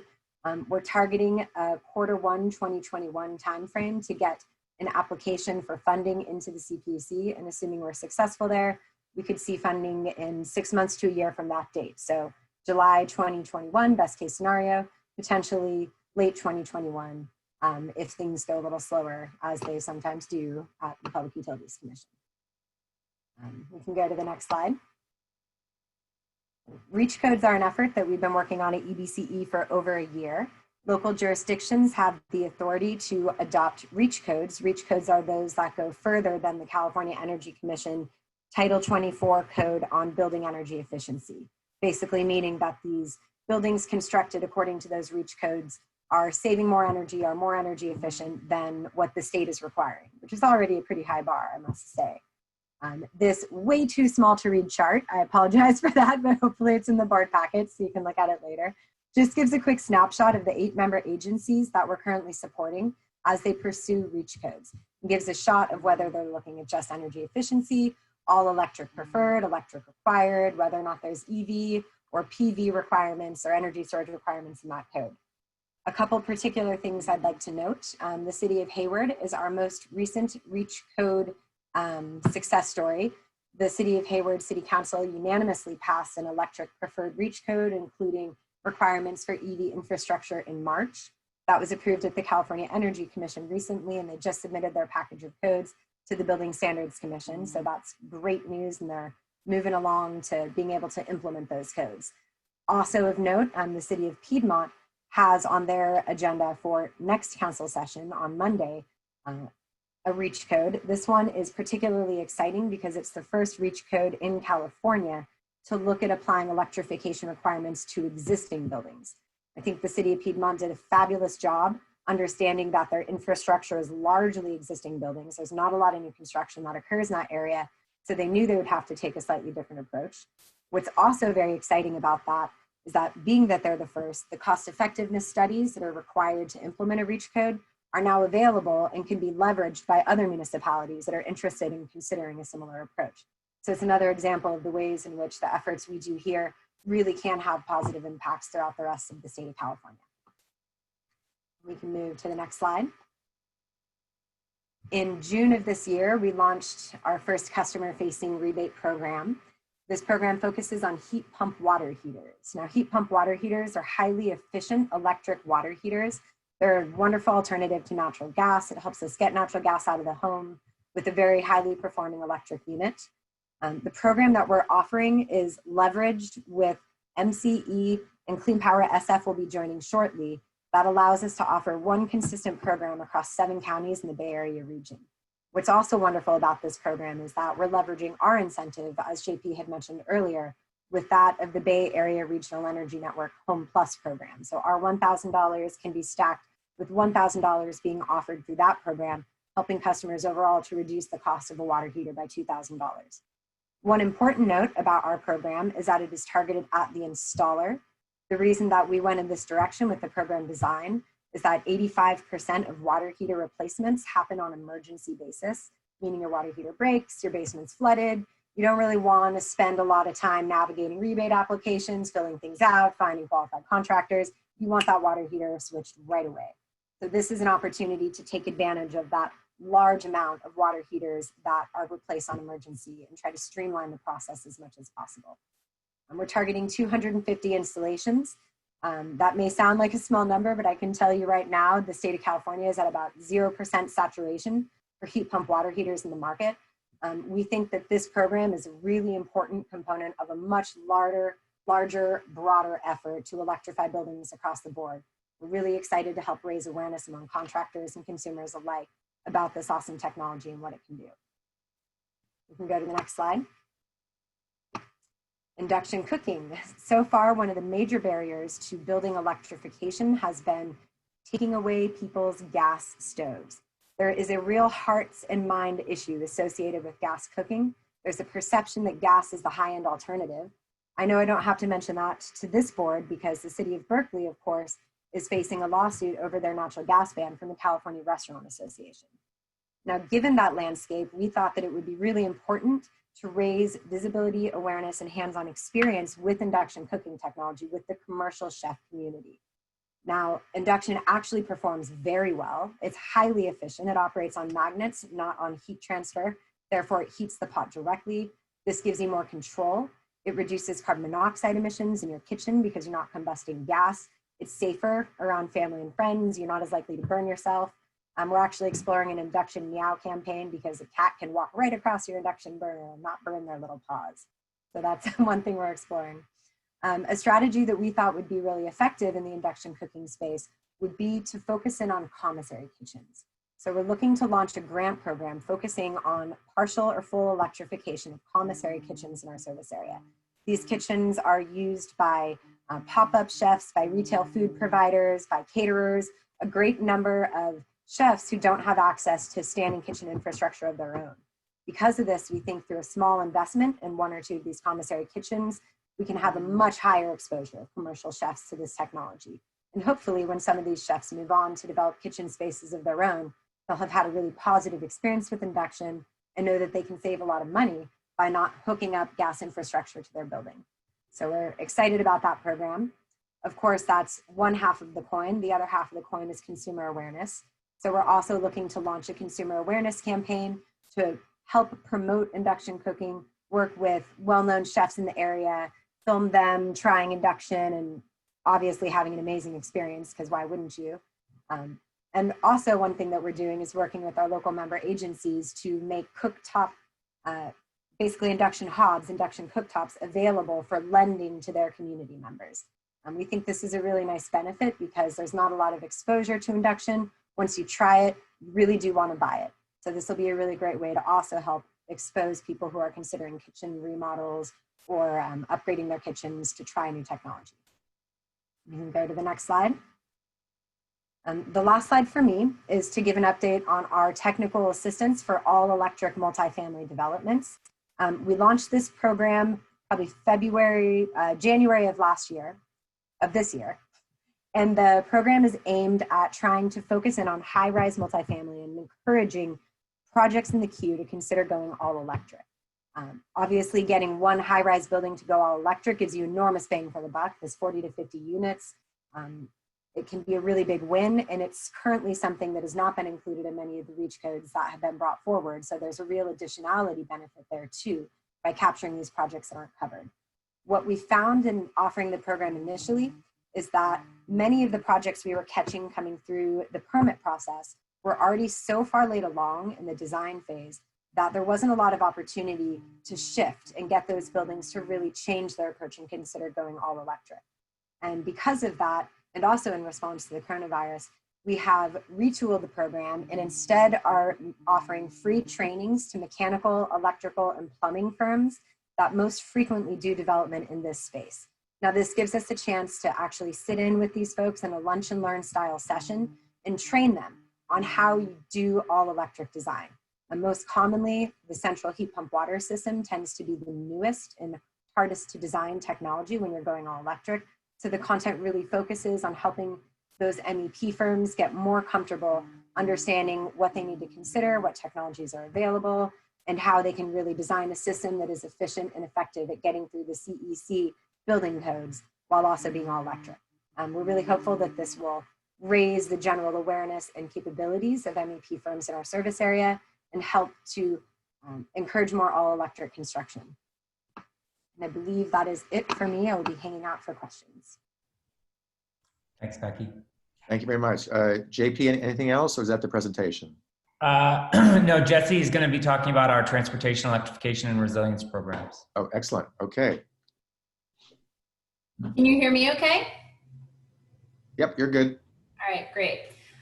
Well, as you know, EBCE has been engaging in a variety of efforts to support enhanced community resilience in the face of PSPS events, the ongoing threat of a major disaster like an earthquake in our service area. And we're really committed to investing these resources that increase the deployment of solar and battery energy storage systems to enable both residential and commercial customers, as well as our local government partners, to retain that critical power supply that they need to serve their customers, their communities, and to meet their families' needs during a grid outage.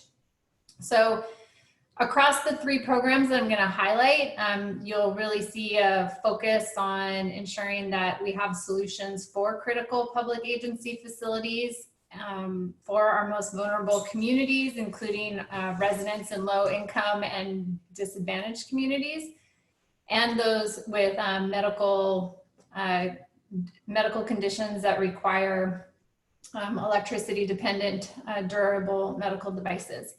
So the first program you're pretty familiar with. Last fall, EBCE, along with other CCAs and a municipal utility, issued a RFP for vendors who would be able to deploy solar and storage systems and deliver to EBCE resource adequacy. We did select a residential vendor, and JP had provided some information on that at the last board meeting.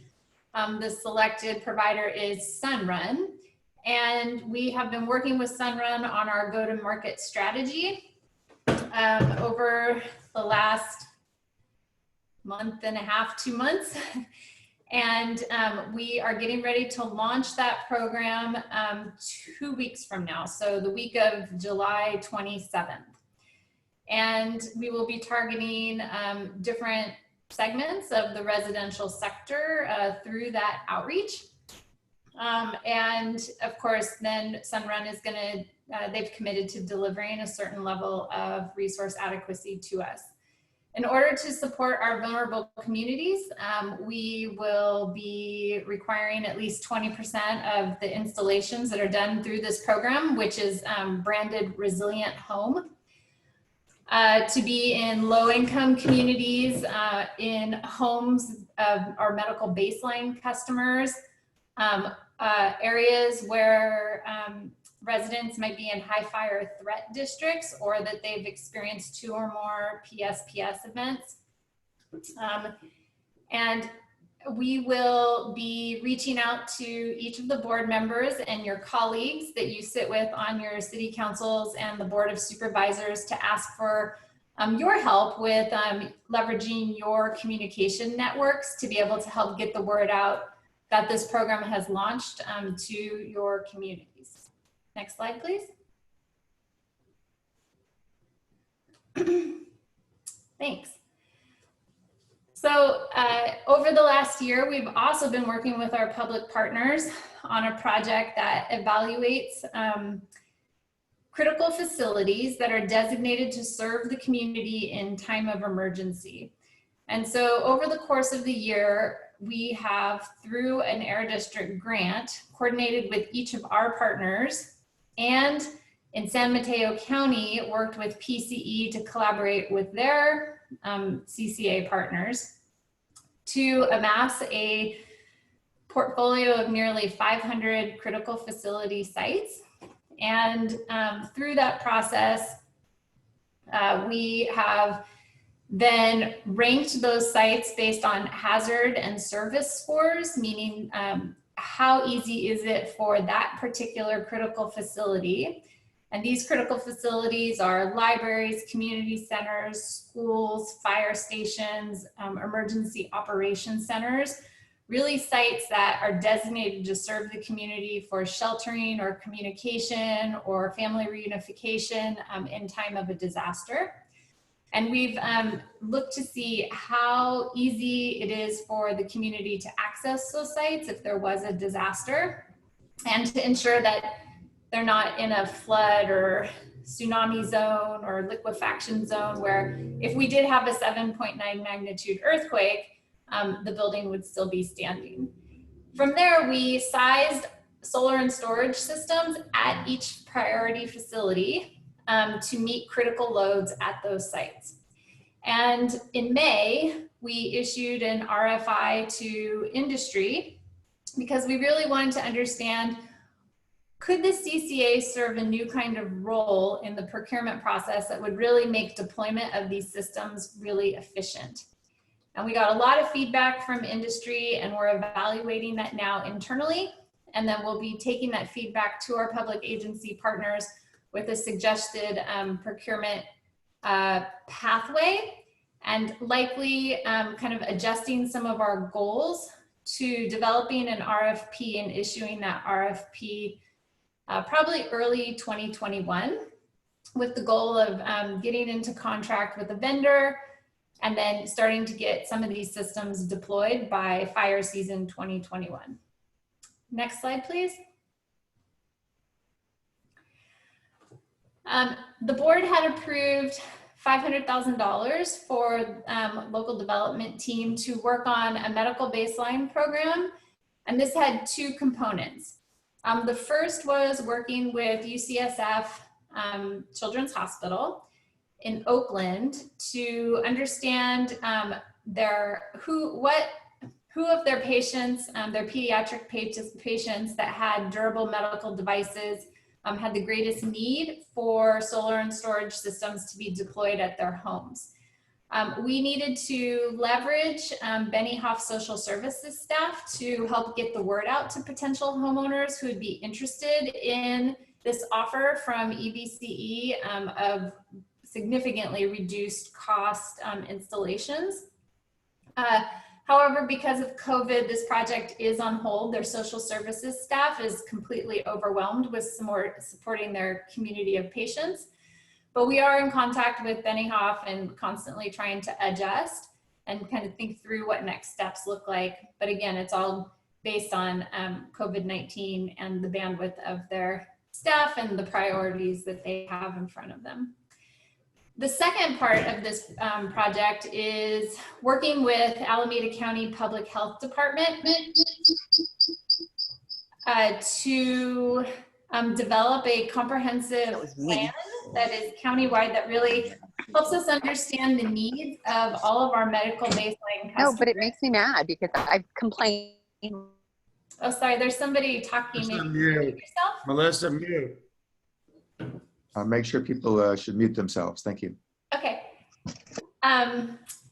And so what we were trying to understand through this project is, what are the unique needs of customers who are electricity dependent, who do have durable medical devices that need electricity should the power go out? And we, before COVID, received a lot of great information from our colleagues at Alameda County about their plans for when the power goes out, who they coordinate with. We have data on the most common types of durable medical devices that are throughout our service area in customers' homes. And so we are working with our technical consultant, Eric, to understand the load of each of those devices based on their power, the power that they need, how long those devices need to run for a particular customer, and then pairing different types of backup energy storage solutions to meet the needs of those different pieces of equipment. And then our goal here is to develop a strategic plan with associated budget that we would come back to the board with sometime in 2021 to develop some sort of incentive program that would enable all customers with durable medical devices to be able to have a solution in their home, whether they're a renter or whether they're a homeowner, but they can't install a stationary storage system for some reason. So that's the goal here. This is slightly delayed as well because our colleagues at Alameda County Public Health are also completely overwhelmed with COVID community response, but we continue to coordinate with them as much as we can. Next slide, please. Well, we've talked quite extensively with you about Cal EVIP. This is the Electric Vehicle Charging Infrastructure Incentive Program for publicly available level 2 and DC fast charging that the board recently has approved our co-funding commitment to the California Energy Commission. We have received positive feedback from the CEC that we are one of the final communities that are selected for 2021. We just do not know yet the budget amount, and that's likely to be better understood in August. You know, as we've noted before, at least 25% of the budget has to be spent in disadvantaged communities and low-income communities. So we've done quite a bit of work to really focus on how can we have the biggest impact possible with our co-funding dollars as well as the CEC's investment, and have presented that information to the CEC so that we can get additional carve outs for these funds to really go to investments in, for example, DC fast charging hubs near high concentrations of multi-unit dwellings, and for the program to have an additional adder for all affordable multi-unit dwellings, independent of whether they're in a disadvantaged community or a low-income designated census tract area. Next slide, please. Good news to report here as well. Over the last 8 months, we've been working with all of our member communities to ensure that they are compliant with AB 1236, which is the streamlined electric vehicle charging infrastructure permitting requirement.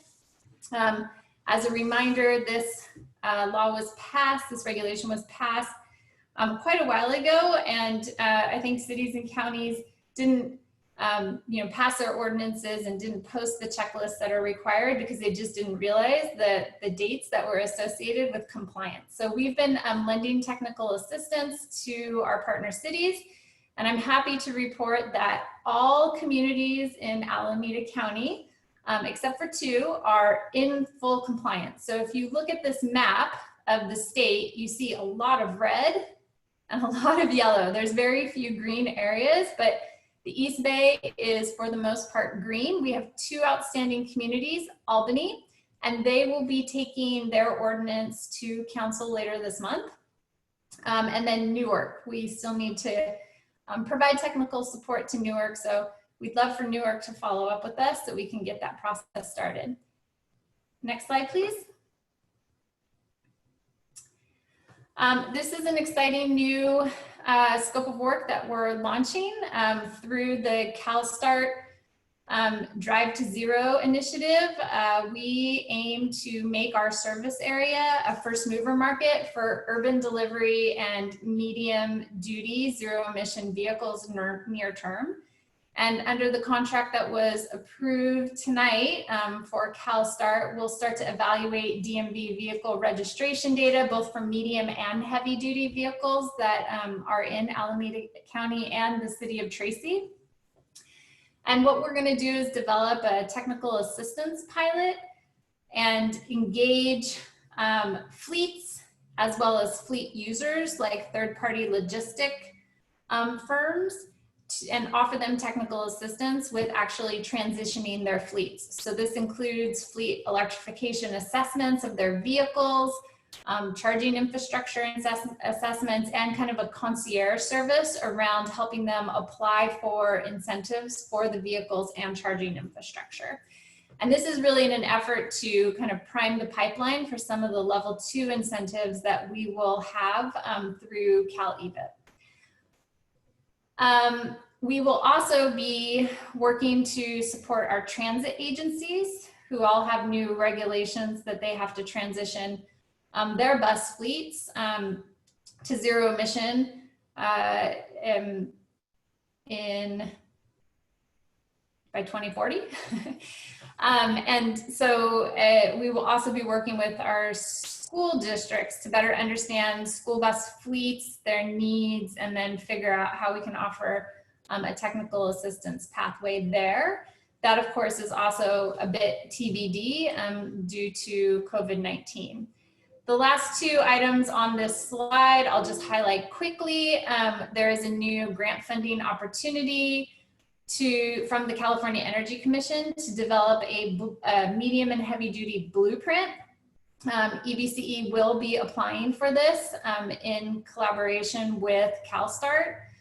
And this will build off of our initiative that we're gonna launch here through the contract that was approved tonight with CalSTART to really start to look at how over the next 10 years, we really start to engage all medium and heavy duty fleets, what type of infrastructure needs to be deployed and where. It really creates this strategic plan for EBCE that we can iterate on as the market continues to evolve for medium and heavy duty vehicles. And then last, we were one of 4 communities nationwide selected by EPA for a brownfields assessment grant. And so we're looking at brownfields up and down I-880 and having an EPA technical consultant work through the transition of those brownfields to charging hubs that could serve 2 use cases. One for commuters, so DC fast charging hubs that kind of model like a gas station. And then the other for medium and heavy duty fleets, much like a wholesale gas station where these fleets currently refuel with a card reader. Next slide, please. Finally, EBCE is really interested in owning some charging infrastructure assets. And we are leveraging funds that would make it very economical for us to do so. So this includes TFCA funding. So this is the County Transportation Commission money, as well as Cal EVIP and revenues that we will both recover through electricity sales and through California Air Resources Board LCFS credits. To help us understand what deployment of, for example, a fast charging network could look like, we've brought on Olivine to help us develop an economic pro forma for both a pilot network of 20 DC fast chargers as well as workplace charging. In addition, we have been working with City of Piedmont staff on a pilot that we hope to issue an RFP for in the coming month. And this would include 1 DC fast charger at their community center, as well as a handful of level 2 chargers that would be mounted to their streetlights. And these would be the first streetlight chargers in Alameda County. So we really want to pilot what streetlight charging looks like, then be able to kind of scale from there. We are also continuing to work with public agency partners on providing technical assistance for their municipal fleet electrification plans. Berkeley's plan is complete, and that will go to council later this month. We are also working with Oakland and Dublin and Albany on their plans. And then tonight, the amendment to the Frontier Energy contract was approved. So we'll be adding Alameda County's fleet and Hayward's fleet to that scope of work. Last but not least here on this slide, we do have an effort underway with a company called Envoy. And Envoy is an electric car share company that works with multifamily property owners to deploy electric car share vehicles at apartment developments so that the tenants can use those. And they had a grant from the state of California but needed some gap funding to be able to deploy some of these cars at some affordable housing properties. And so EBCE committed funding to fill that gap for the charging infrastructure that was necessary for those vehicles. This project has also been slightly delayed due to COVID-19, but we continue to work with Envoy and EAH, who is the affordable housing provider, on trying to move that forward. Next slide, please. And this is a hybrid of JP, Becky, and I in regulatory proceedings that we are engaged in. CPUC Drive OIR proceeding right now is really determining how ratepayer dollars for transportation electrification will be spent over the next 10 years by the investor-owned utilities. And we are engaged in this proceeding because what we'd like to see is for the CCAs to also have access to these dollars and to become program administrators of these funds. And so we have been working with collaborative of a number of other CCAs and filing joint comments to that end. For low carbon fuel standard credits, we are working with the California Air Resources Board and some of our other CCA partners to have CARB actually change some requirements of LCFS that currently make it really hard for CCAs to access what's known as the incremental value of these LCFS credits from residential charging. We feel pretty positive that we will see that change happen maybe before the end of the year. And if that is the case, then we'll be able to start booking and claiming those credits and taking that potential revenue and returning it as more beneficial incentives for transportation electrification initiatives. We just wrapped up participating in the joint agencies. This is the California Energy Commission, the Independent System Operator, the CPUC. They were directed to organize a vehicle grid integration working group. And over the last 8 months, we participated in this working group along with about 75 other stakeholders to develop use cases for vehicle grid integration and make policy recommendations on how vehicle grid integration and vehicle to grid can really start to have value and really start to transform the marketplace for vehicle electrification. And then finally, the self-generation incentive program. This is where incentives for energy storage come into play, and we're constantly following this, as well as the integration of heat pump hot water heaters into this incentive program, and even potentially energy storage and how it's paired with EV charging in the future. So I'm gonna stop there and hand it over maybe to JP to talk about DAC green tariff. Yeah, I think, thanks Jesse, that was great, and Becky as well. I think we'll wrap up here. Obviously we're quite involved in the regulatory landscape, and along with Melissa and her team in collaboration, as well as with other CCAs. So we wanted to give you that, get you that update, and happy to take questions.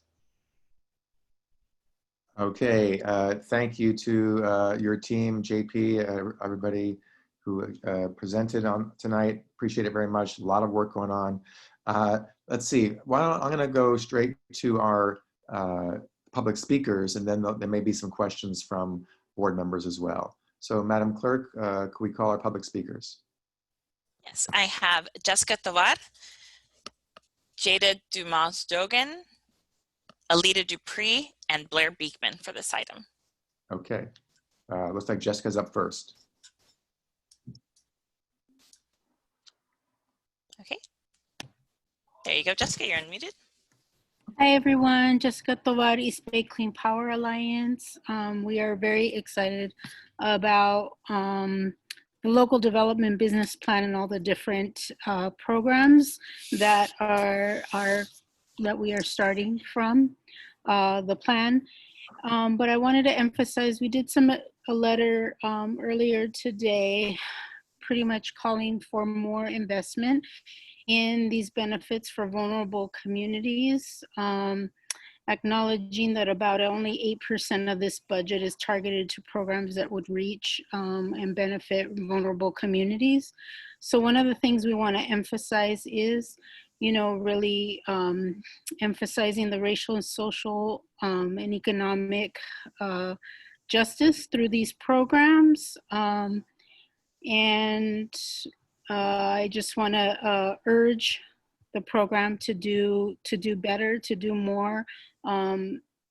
East Bay Community Energy is a groundbreaking and innovative program and should be showing other programs how to do this the right way so that we do accomplish getting these community benefits to all people and especially vulnerable communities, because that is climate justice and environmental justice for our communities.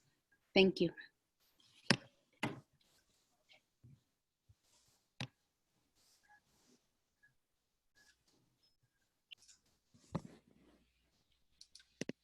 Hey, Jada, your microphone's unmuted.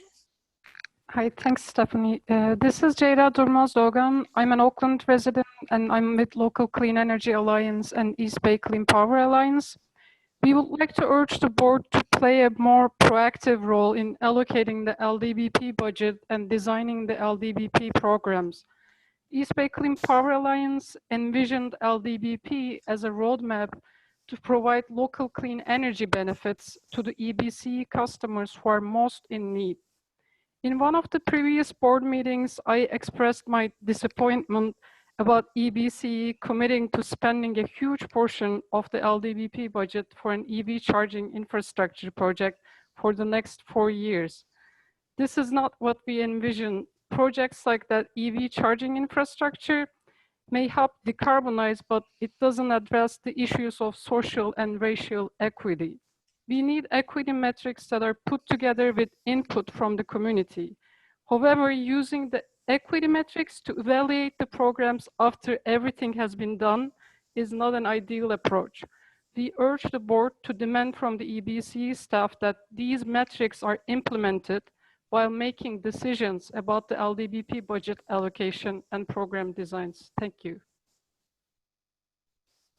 Thank you very much. Next speaker, please. Blair Beekman, your microphone is unmuted. Hi, can you hear me? Yes. If you can't, thank you. Thank you that you can hear me. I do the check sometimes. I'm learning a different way to do that, but thank you for the check. Yeah, for this item, I wanted to mention, you talked a lot about technology issues, and I'm trying to learn a lot about technology accountability and what the guidelines that are possible with that right now.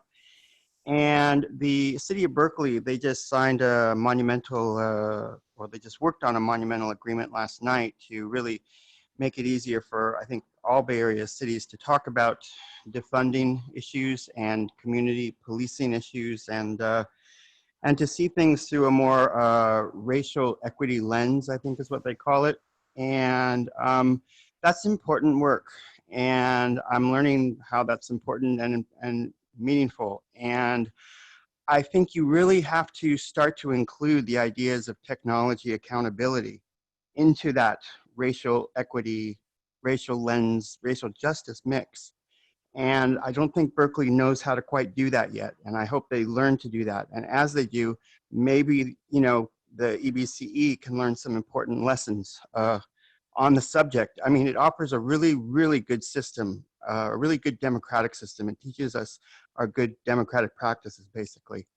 And it's meant on the ideas of sustainability and positive community, you know, sustainability. And so that's, you know, how I live and breathe these days.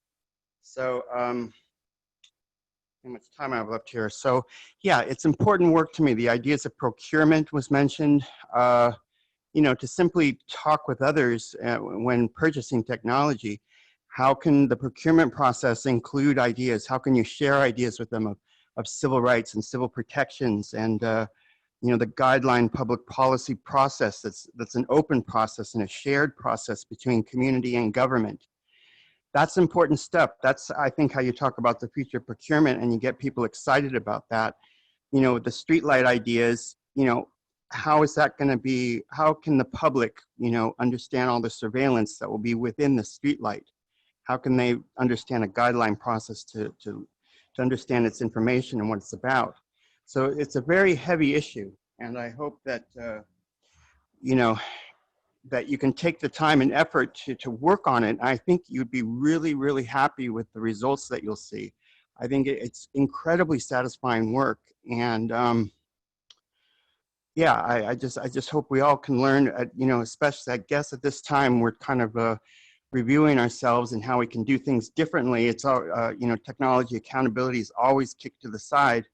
Maybe this is a time to see what's possible with it. And I think it does something really nice. It organizes something really nice. And that's my big hopes with speaking of this subject. So good luck in how you will talk about your technology practices in the future. Thank you. Thank you. And let's see, is there one more speaker? Two more, go ahead. You have access to your microphone. All right. Thank you, Chair Calvin, members. Alita Dupree for the record. Good presentation. Really good. Lots of good things. I can't even speak of it all. But that's a good thing.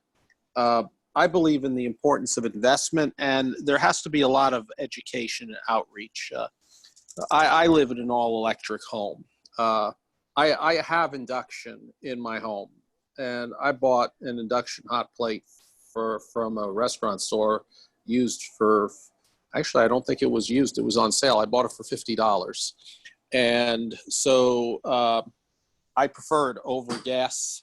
I am living proof that it's possible to cook great food in an all-electric kitchen, of which I've been using all electric kitchens for over 20 years. And so because I'm operating on wind power right now, it's the zero emission kitchen. So, you know, having an electric kitchen will certainly benefit the health of our hardworking food service workers. And I just don't get the objections to electricity in kitchens. Windows on the World was a legendary restaurant in Tower 1 of the old World Trade Center, 1,300 feet above the street. And it had to have an all-electric kitchen, so it's not new. Certainly the work with the electric vehicles for small vehicles, automobiles, trucks, buses, that's all important in the mix. Energy efficiency, I found the graph with the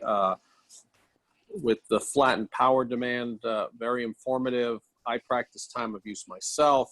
We want to try to, quote, flatten the curve electricity-wise so we can buy power when it's cheap and not buy it when it's expensive. Buy it when it's clean and not when it's dirty. Storage is essential, especially the resiliency. The whole thing with the power shutoffs last year, I mean, that really affected a lot of people, and electricity is basic. And so I appreciate your work in helping to keep the lights on, especially for our most vulnerable. And so you don't control the power lines, but you are a voice, and nobody should have to have their power shut off. And it's not their fault. It's not the fault of the customer. So continue on this work. I look forward to these projects becoming shovel ready so we can ensure clean, affordable, and reliable electricity to the public. Thank you. Thank you very much. And I believe that's all our public speakers for this item. Yes, that is correct. Okay, and so colleagues, any questions on this very helpful presentation we got today from Becky, Jesse, and JP? And by the way, thanks to all three of you for your great work, and not just the presentation, but all the actual work you're doing to make this happen. Okay, I see a question or comment from Mary Sutter. Hi, thanks. I wanted to reiterate that. I think the CAC was really excited to hear about all of the different projects that are happening under this project. The other thing I wanted to let the board know is we're really also very interested in equity metrics, as well as the metrics of number of jobs being created by these programs.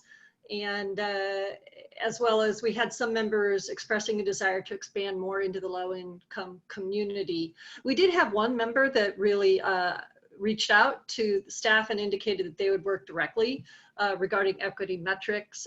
Not quite sure if that's going to work out or not, but I just wanted to put that out there, and that's it. Thank you. Thank you. Councilmember Hannan from Newark. Thank you, Mr. Chair. Just a couple of real quick questions and then a comment, if I may. Becky, did you mention what the average cost of the heat pump water heater is?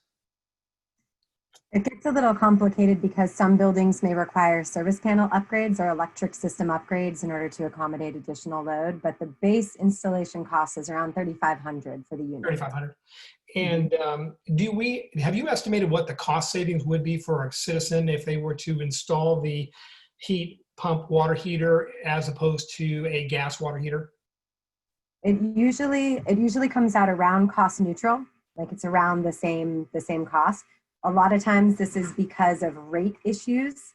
While the unit is significantly more efficient than a natural gas alternative, it is an electric appliance, and currently the PG&E rates don't give you more allocation of electricity to use over your baseline just from electric water heating. There is a proposal that PG&E's made that we're working on that should resolve this problem and should create the opportunity for a lot more cost savings. Great. I'm really interested in this because I certainly want to give low-income residents the opportunity to capitalize on this benefit. And I don't know if it's been discussed or thought about, but maybe look at the cost of the installation and whatever other upgrades need to be done to maybe amortize that cost over a long period of time, maybe 5 years or whatever the case may be, so it becomes affordable for low-income residents. That would be my thought. My last comment, Mr. Chair, and to staff is, I would really appreciate it as a board member if you would bring issues to a board member wherein the city that they represent may be deficient in responding or late in turning in forms, whatever the case may be. I heard the comment, would love to have Newark follow up with us. I'd love to have Newark follow up with you as well, but I can't ask staff to expedite or prioritize this issue unless it's been brought to my attention. So I would request in the future then, rather than call out specific communities, that we bring it to the board members' attention so they have an opportunity to bring us to that desired outcome. Thank you, Mr. Chair. Thank you, Board Member Hannan. I just wanted to also address one of the questions there on the heat pump hot water heaters is certainly as we are evaluating who we will do outreach to for heat pump hot water heaters. One prime candidate is existing electric heat pump or electric water heater customers. Those are very expensive hot water heaters to run because they run off electricity, and resistance water heaters are quite expensive. That also is, there's a lot of overlap there with low income and renters in that category. So certainly our initial campaigns are going to be focused on those customers. So has a cross benefit of lowering electricity costs using this new technology and providing it to lower income customers and renters. And will certainly raise future issues with the board members as well. Thanks for that. Thanks, JP.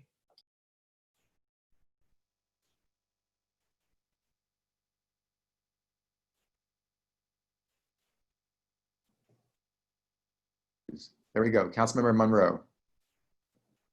Hi, I take it that you were calling my name several times. I had a couple of things. First of all, this was an incredible presentation. I started taking notes and I kind of gave up. I would love a summary sheet that I could post for Livermore that summarizes, precisely what's going on. When we talk about, most customers think that this is about saving a little bit of money. What you're talking about is changing a way of thinking, changing a culture. And I think that that's hugely important. But I want to be able to speak about that in a way that's more focused than I would do on my own. So anything you can do to provide that would be for me to help you with that would be helpful.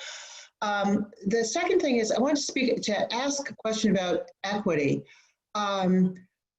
There's a couple ways to think about it, and I'm not sure how to go about doing this. One is, okay, here's how much of the budget we're allocating to it. And then the second question is, how much of a difference are we making in each community? Those are two different questions. Oh, and then the third question is, and how much of a difference are we making in terms of creating carbon neutral, zero energy, clean, green, and so on? Each of those seems to me to have different answers, and I'm not sure, based on the questions that I've heard tonight, that I could answer those. And then the third thing is just about induction cooking. I've been using induction cooking for 11 years now. Converted people who are gas people because they realize it's basically the same thing without the added heat. Love it, but it is a cultural shift. When you believe it's a status thing to use gas, it's hard to shift that. So I'm wondering about ways to think about, I'm sure you've thought about this, but how are you changing that story about we're great because we use gas? I can respond to that question. So there are sort of two approaches, the first of which is to do a consumer awareness campaign that features high-end chefs, celebrity chefs, folks who can really show you that it's not a bad alternative to natural gas. It is the new cool technology. It's not new. We all know that, but they don't necessarily because they haven't heard of it. So really characterizing it as like, here's this awesome new thing that all the cool chefs are using. I'm also really interested in finding down the road eventually awesome kitchens that we can help electrify that have a lot of firepower in the community.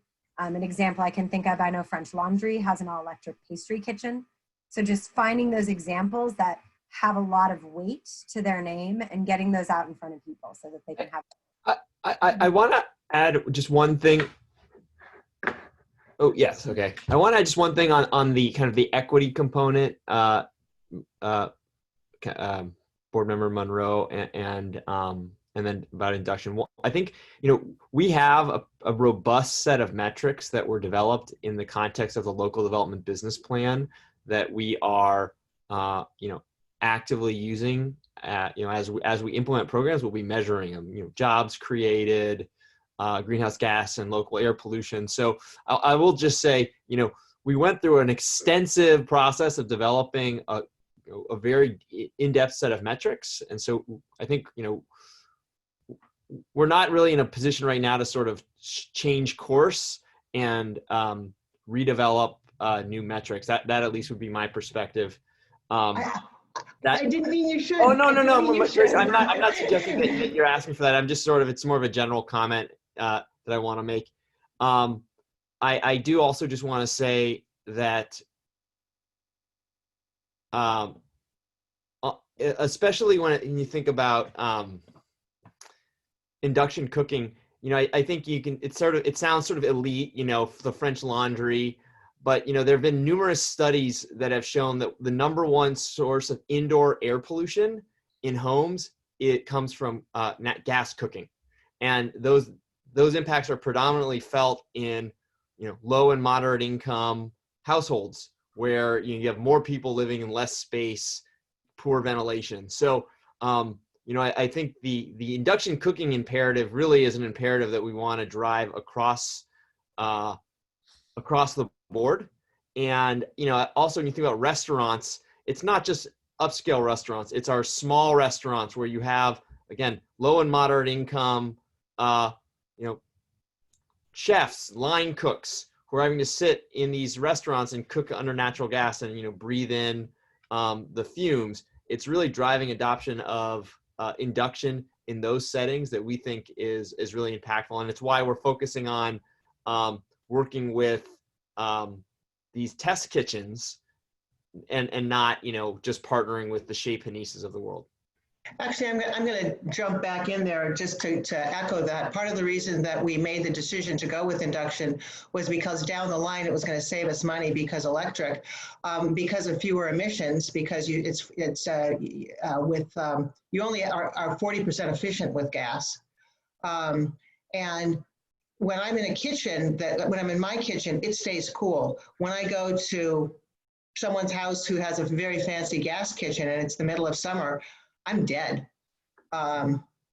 So yeah, absolutely. Yeah, I think those are great points, and certainly as we look at the programs for commercial kitchens, you know, there's the how do you get people to think that it's a cool, great technology that, you know, great chefs are using, and then there's how do you deploy, you know, new kitchens into the community, and those are often going to be in these smaller restaurants where people can really benefit from not only you know, space constraints, but also the air quality benefits of induction.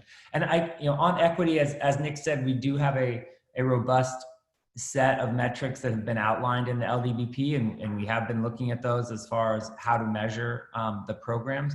I did also want to quickly address, since we're talking about equity, the letter from LCEA, which has brought an 8% number to the board. I think it's really important to know, you know, kind of dig into the numbers and be accurate when we are throwing numbers around. You know, 8% of 13 million, and I don't have detail on the number, but 8% of 13 million is $1 million. I would highlight that we have our low-income energy efficiency solicitation that Becky just described, that's out.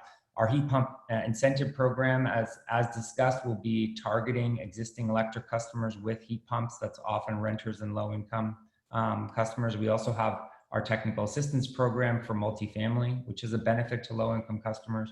For Cal EVIP, as Jesse mentioned, about a quarter of those funds need to be distributed and installed in low-income communities and disadvantaged communities. For our $14.5 million, that's $3.4 million.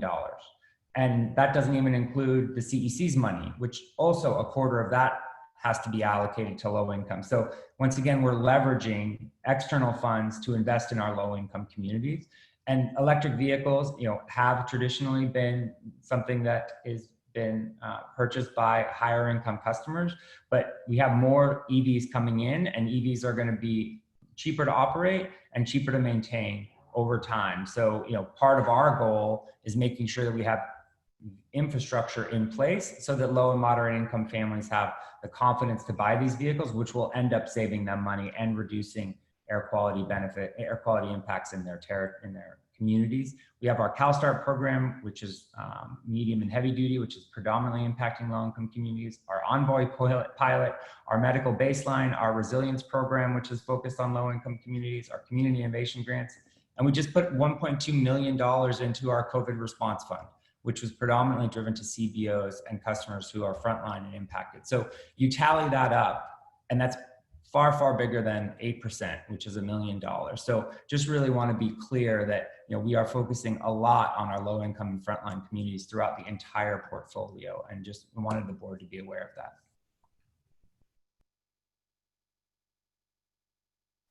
Okay, thank you.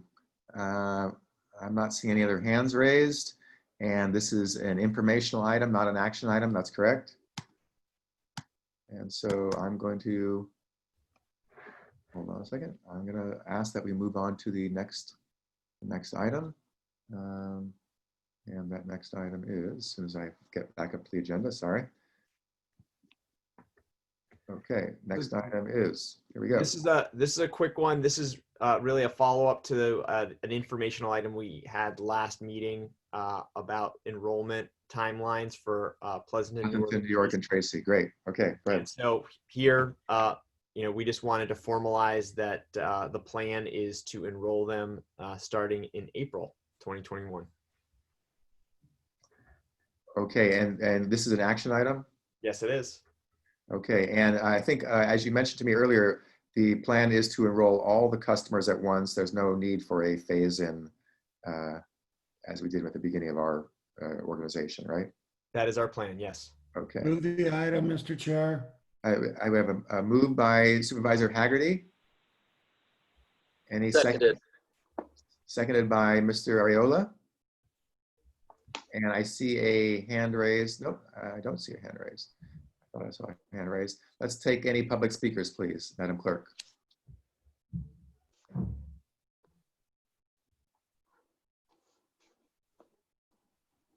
I believe we have Blair Beekman, I see. Yes, Blair Beekman.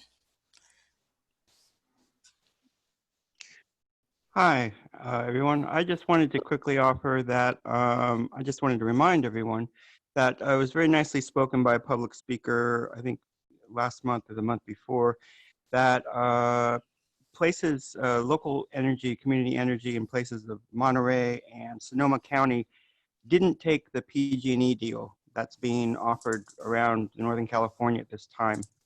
And I just wanted to note that at this time, just so we know that we can have options in the future of how we can think, and we don't always have to give in to things. And it's good to have different examples.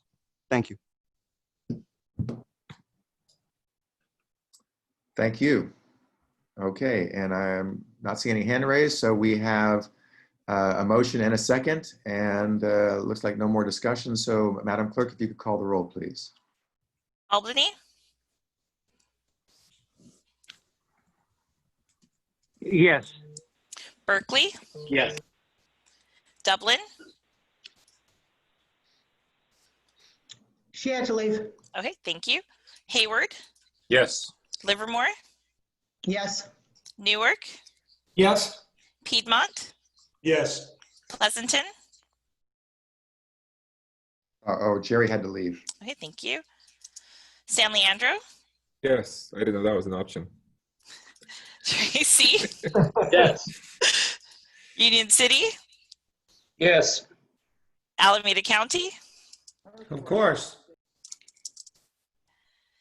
Emeryville? Aye. Oakland? Hi. Thank you. Motion passes. Okay, thank you very much. Very excited that we're bringing on these three wonderful cities. And next we have on our agenda an action item dealing with call centers and SMUD as a service provider. Yes.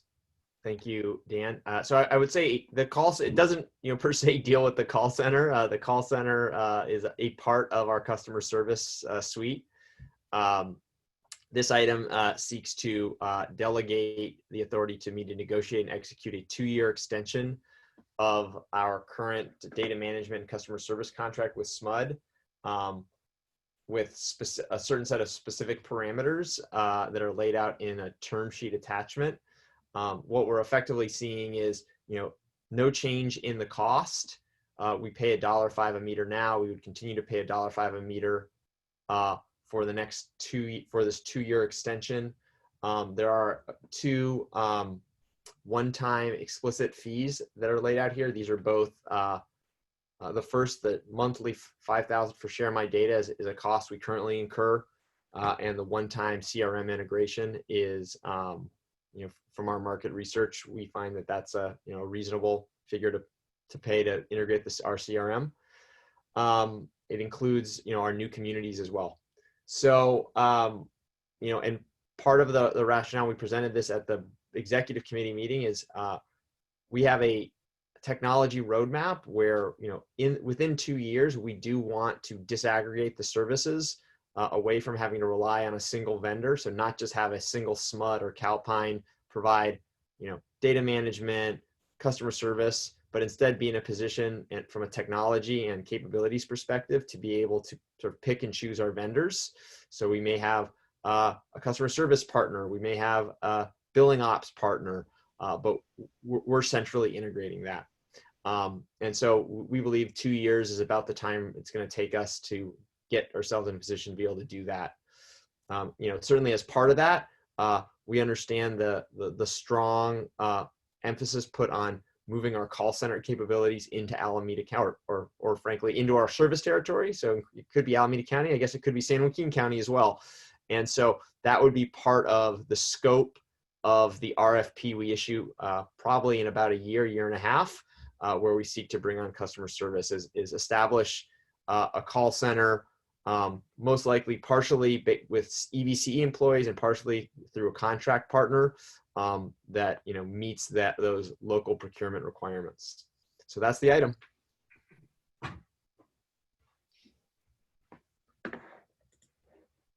There we go. Colleagues, any questions or comments on this item before we hear from the public speaker? I see one. Mary Sutter. Mary. All right, so the CAC actually spent a fair amount of time on this particular item. And I think there were a number of members that had been involved with this a couple years ago. They reminded the committee of past assurances that these jobs related to the data management and call center that Nick was discussing would be brought back to the EBC service territory. They're really concerned that absent specific language in the resolution, these local jobs are not going to become a reality. But at the same time, the CAC really were cognizant of the complexities of bringing this to fruition. And so they were thinking that they really want the eventual choice to be made as a business sense. And everything that I've heard from Nick indicated that that was going to happen. So that's kind of the gist of it. I feel the need to put into the record the actual motion that the CAC crafted pretty carefully. And that's that the CAC supports the current data management and call center resolution and advises inclusion of more language in the resolution that makes a firm commitment to jobs for both the data management and call center in our service territory. The CAC also advised that the board requires staff to perform a financial analysis that is brought to the board prior to the next RFP. Thank you. Thank you. And thank you to the entire Community Advisory Committee who spent time deliberating on this. Let's see, Supervisor Haggerty. Yes, Mr. Chair. I just wanted to say, although I think that the vendor's been doing a good job, I'm a bit disappointed, and I kind of wished and hoped that at this point we would have a call center that was actually located in Alameda County, and that it was being handled by people who live here in Alameda County. So I really hope that staff moving forward, maybe in these next 2 years, and unfortunately I won't be here to see it, but I would really like staff to make this a priority in their goals moving forward over the next 2 years. Thank you. I would concur with that comment. Let's see, any other comments or questions from panelists? I don't see one. Let's go to the public speaker, Madam Clerk.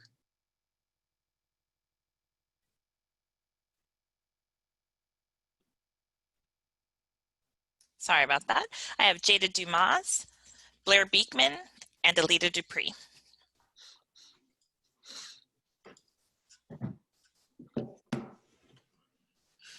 Oh, I Jada. think you oh, wait, go ahead. Thank you. I have Jada unmuted. Thanks, Stephanie. Hi, this is Jada again with Local Clean Energy Alliance. We support the Community Advisory Committee's amendment to this resolution, and we urge the board to ask for a commitment from the EBC staff to work on a concrete plan that will ensure that they will bring the call center and data management jobs to the EBC service territory after the contract extension with SMOT ends. Thank you. Thank you. And next speaker, please. Thank you. Alita, you're unmuted.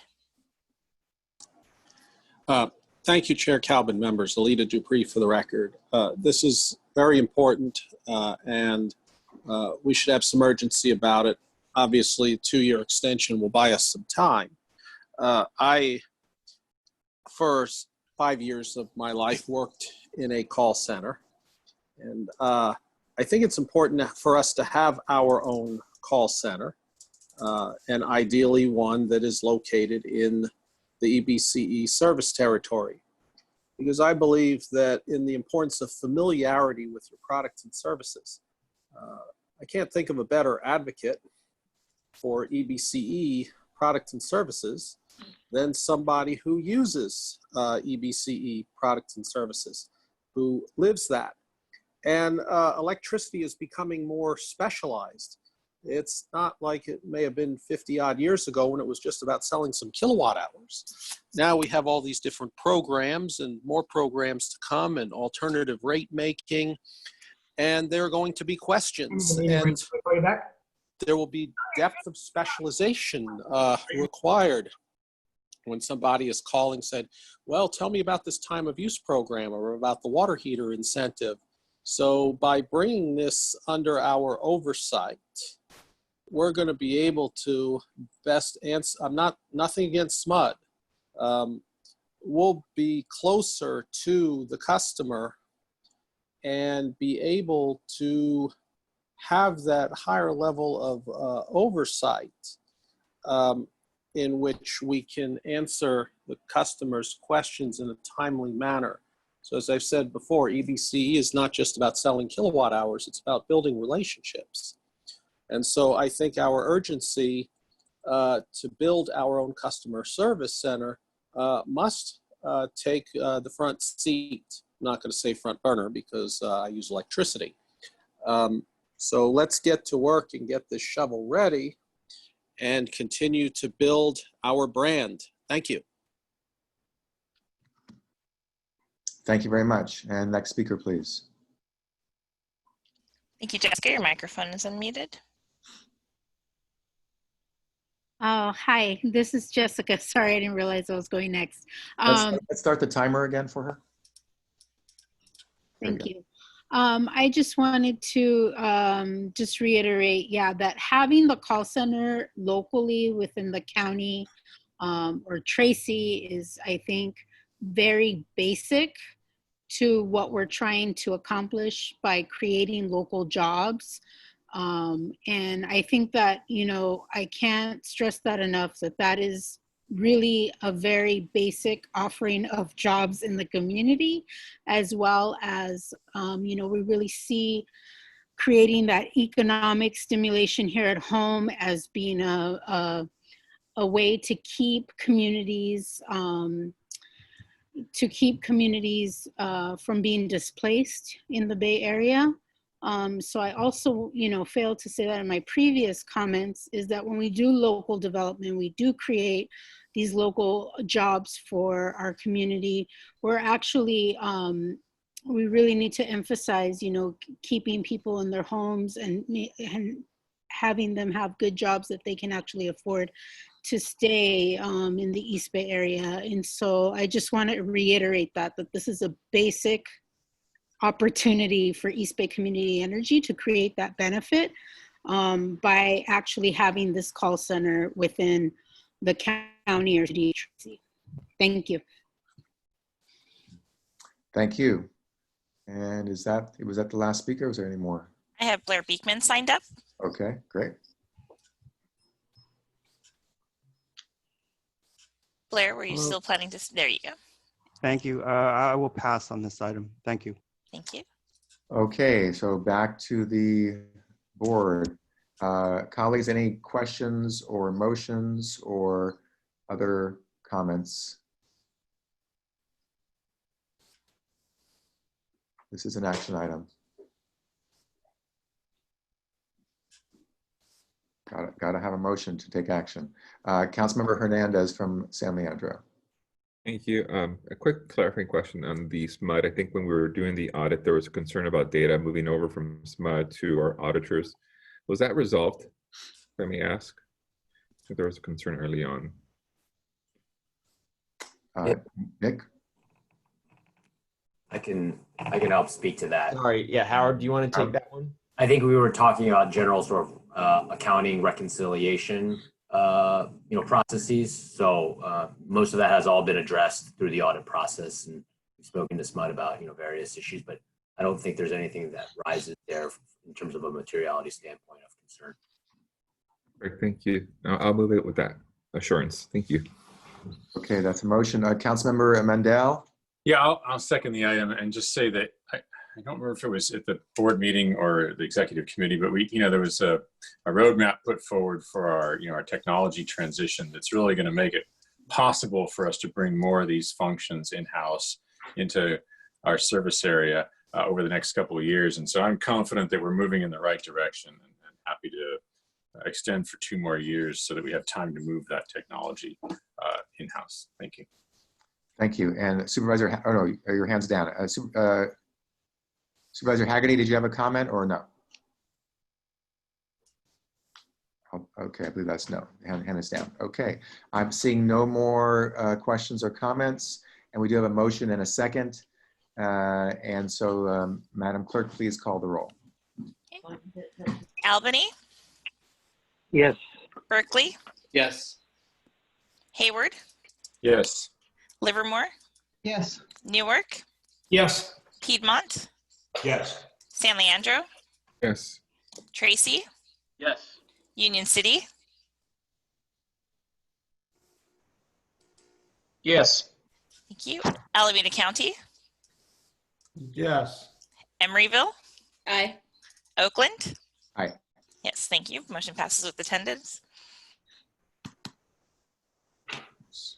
Okay, thank you very much. And next, our next item is the IRP study. This is also an action item required for compliance. And who's handling this one? Stephanie, I think you're going to handle the first slide, and then Marie, you'll handle the last, sort of 1 or 2 slides. Yep, that's right. And we'll move fairly quickly because I know this has been a long evening for you all. But I'm Stephanie. I'm a principal regulatory analyst on EBCE's policy team, and this is my first time at the virtual podium. So nice to see you all. We'll be presenting on our IRP plan compliance results. So if we can jump to the next slide. Just as a reminder, EBCE has approached this process in 2 phases, and today we're focusing on the results of phase 1. Next slide. Next slide, please. Thank you. So for compliance this cycle, we have to submit 2 separate portfolios that meet EBCE's proportional share of 2 different greenhouse gas targets. So those targets are 46 and 38 million metric tons. We can move to the next slide. So this is the framework that staff is using to draw comparisons and highlight different trade-offs between the scenarios that we're looking at. Scenarios 1 and 2 here are the phase 1 compliance scenarios, and scenario 3 is the phase 2 future scenario. So the arrows that you see here are indicative of expected results for that scenario. And in the arrows in the scenario 2 column are relative to the 46 million metric ton. And these are representative of the results that we have seen so far. So looking down at the rows for the various metrics that we're primarily interested in, we of course want to know the portion of the portfolio that is carbon free, how much each portfolio costs relative to one another, how affordable it is, and then the mix of different resources required under each portfolio. So what portion or how much new build is required versus existing resources that are already in our portfolio.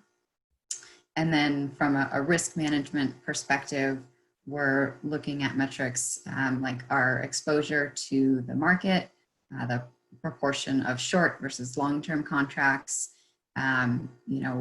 managing over-reliance on solar, which would increase risk during, the evening hours when the sun's not shining. So those kinds of considerations.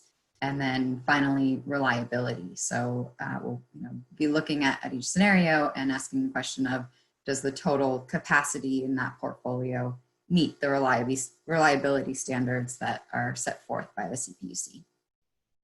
Next slide. So again, I think this has been shared previously, so I'll just mention that as we move from phase 1 to phase 2, staff is going to be making some adjustments to the inputs and assumptions in phase 2 analysis that better reflect our worldview and not the CPUC's prescriptive requirements. And so just something to note in the future that the comparison across those scenarios won't be completely uniform. Moving to the next slide. So these are the actual results of the conforming portfolio analysis. This is a tabular representation of what resource types will make up EBCE's portfolio in different years under the 46 million metric ton scenario on the left and the 38 million metric ton scenario on the right. So the numbers that you see in the year columns represent the megawatts of each resource type in our portfolio. So those megawatts include resources that are already contracted and planning to come online over the next few years. They also include potential new contracts for EBCE with resources that currently exist today that may have expiring contracts with other load serving entities. And then the last type of resource that is included in these portfolios are the forecasted amounts of new build that would be added to our portfolio under each target.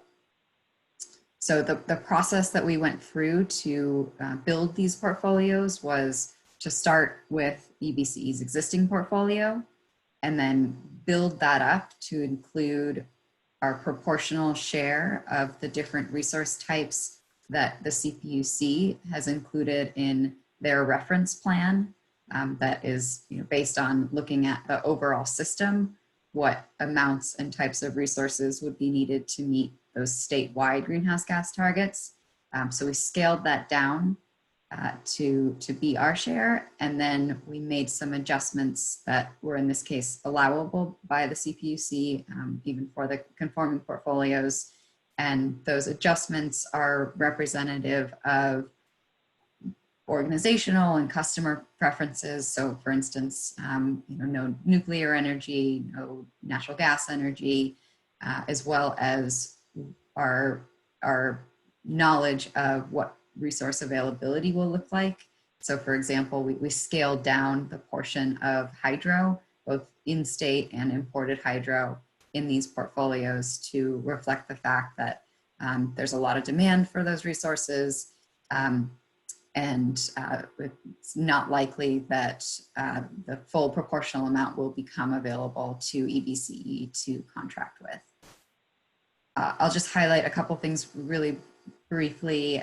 You'll notice that the amounts of battery storage between the 46 million metric ton scenario and the 38, so those are the two first rows. We have 2-hour and 4-hour storage.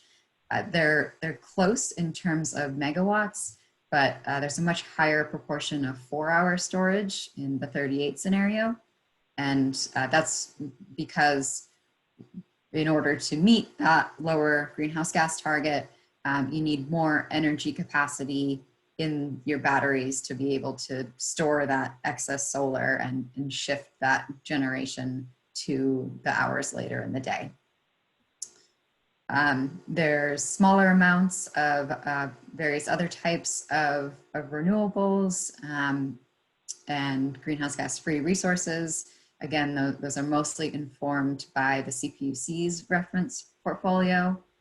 And the majority of new resources that we are adding to these portfolios are seen in the candidate wind and candidate solar resource categories.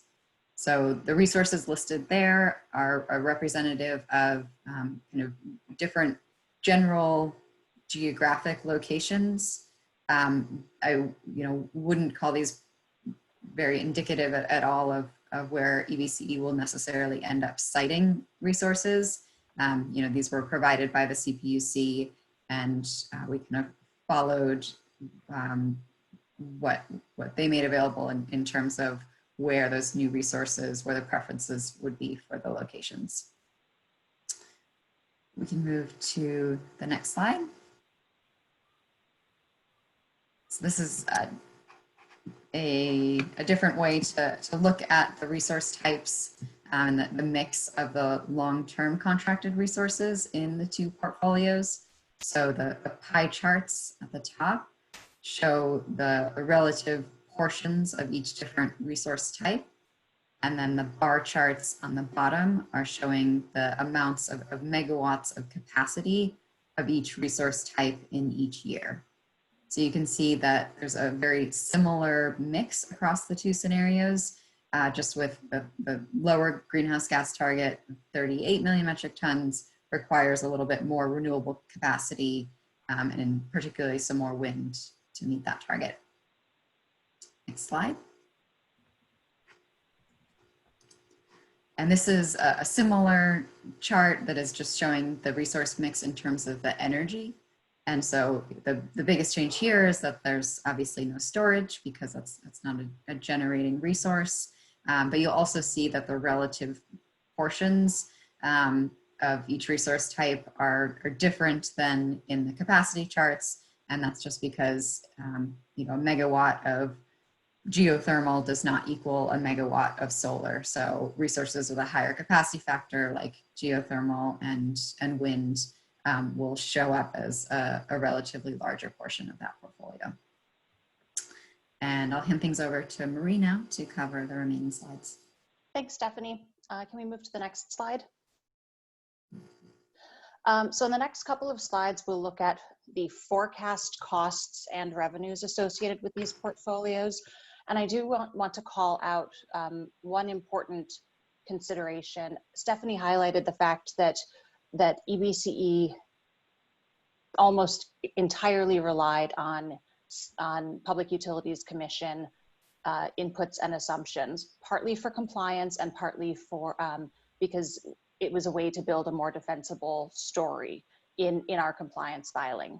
And so the costs that we are seeing reflected in these next two slides are the result of CPUC resource cost assumptions. And the CPUC's cost assumptions were largely informed by two data sources. One was a report put out by NREL in 2018, and the other was a report put out by Lazard also in 2018. As you're all aware, many things have changed in the world and the economy in the last couple of years. I think a valuable example to point to is the fact that gasoline prices, we all know gasoline prices have come down dramatically in the last couple of years. Well, we've seen that with natural gas prices as well. And natural gas prices are still a major driver of the clearing price of energy in the CAISO market.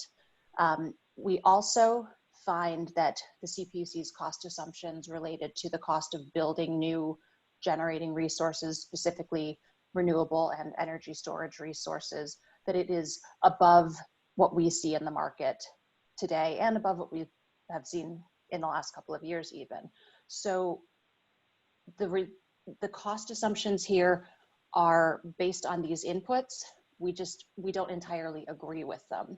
However, using these inputs, the cost per megawatt hour associated with the 38 million metric ton scenario would be about $75 per megawatt hour of load, and associated with the 46 million metric ton scenario, it's just under $74 per megawatt hour.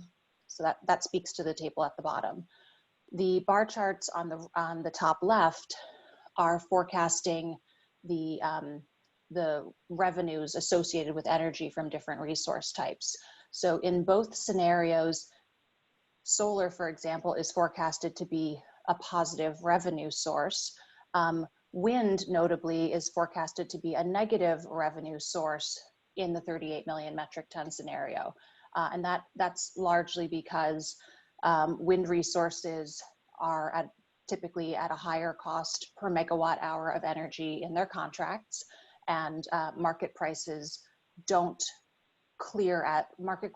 not clearing high enough to fully recoup the cost per megawatt hour of energy produced by these resources. Next slide, please.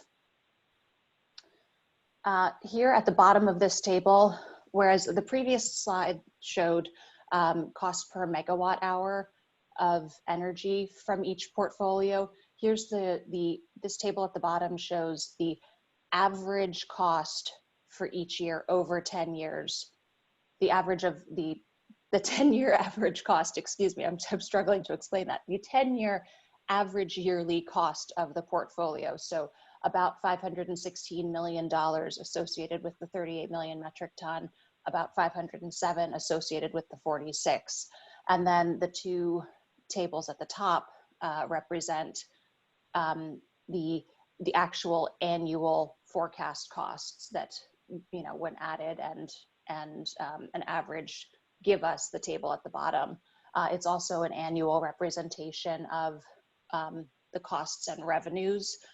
So again, where we saw solar energy on the last slide tending to be a positive revenue source, you see on this slide, it appears as a negative, but it's a negative in terms of it's a negative cost, which means it is a revenue source. Next slide. So we thought that it was most important to talk through the portfolio mix and the costs associated with these compliance portfolios. What we are asking the board for approval at this time is, number one, that the board approve the analysis that we have completed, that we will now take to populate a number of different CPUC required templates that have to be submitted to the CPUC by September 1st. We're then asking that the board delegate approval to our CEO, Nick Chassett, for him to do the final review of the populated templates to make sure that they are complete, accurate, and consistent with the analysis that we have provided here and described in our board memo. Any questions? Colleagues, any questions or comments on the presentation? And thank you for that thorough presentation. I'm seeing Mike Hannon from Newark. Yeah, just real quickly, I'm more than happy to give the CEO the direction that you requested in your last comment, but if there is any substantial deviation from the information that you provided based on his subsequent analysis, will that be then brought back to the board for our information? Thank you, Mr. Chair. Yes, certainly. This will be an informational item that we can bring back with what we finally submit. You know, the major challenge here is really there's a firm regulatory deadline to file the document. Thank you. Thank you. Let's see, Mary Sutter. Hi, so in response to the fact we know that this has to get filed in September 1 and we're dark in August, we were putting, or at least one member indicated that this EBC consider putting out a draft IRP for public comment virtually on the internet. It's a process and a process to get public feedback. So it really then, this person didn't really expect that aspect would slow the response down. But it would provide an opportunity for transparency and for EBCE staff to hear public comments on the IRP prior to it being submitted on September 1. That's it. Thank you. Okay, thank you. Any more comments or questions? And let's see, did we have the public speakers? Yes, I have two public speakers, Blair Beekman and Alita Dupree. Blair, your microphone is unmuted. Hi.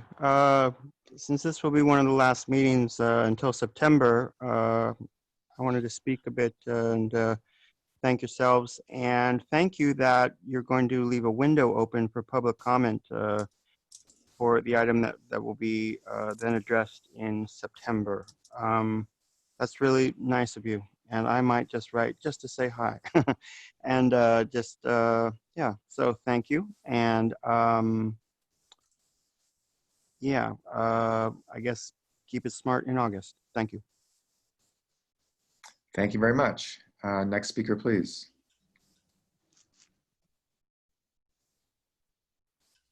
Okay, Alita, you have access to your microphone.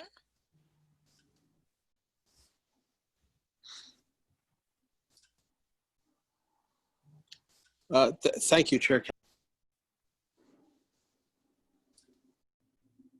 Oh, you got muted there. Let's see. Okay, thank you. Alita Dupree for the record. Chair Calvin, members, appreciate it. We got a lot done tonight because we're not going to be here in August, but the work of EBCE will go on. And so this is a very important document to file, and I advocate that we adhere at the very least to the 38 megaton parameter, so we can be more aggressive with our sourcing of renewables and greenhouse gas-free power. Things are moving very quickly, and this will demonstrate to the state our intentions to build a cleaner and greener power system for the EBCE territory. So there are lots of things, but certainly the emphasis on solar and storage and wind is essential. Storage especially, because having the resource adequacy, not just to buy kilowatt hours, but to be able to buy and manage them so we can purchase them as cheaply as possible and to be able to offer them to our public as cheaply as possible. So we certainly want to use this as a stepping stone to not only have enough solar, but to have hopefully hundreds of megawatts of storage. Overbuilding of solar is troublesome if you can't move it due to grid constraints. So I look forward to taking action on this item tonight so we can get this into the state and continue on with this work. Thank you.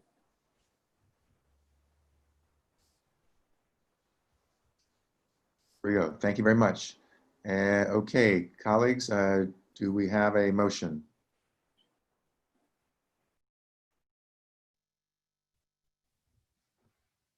I'll move the item. Okay, Vice Chair Diane Martinez. I'll second. And okay, that's second by, I believe, Mr. Hannon. Yes, sir. And I see no more hands raised, so we'll go for a roll call vote. Thank you. Albany, Yes. Berkeley, Yes. Hayward, Yes. Livermore, Yes. Newark, Yes. Piedmont, Yes. Pleasanton. He's absent. Okay, thank you. Livermore, sorry, apologies. I called Livermore. So that's San Leandro, Yes. Tracy, Yes. Union City. Yes. Thank you. And Alameda County is also off the call. Emeryville. Aye. Oakland. Aye. Thank you. Motion passes. Okay. Thank you so much.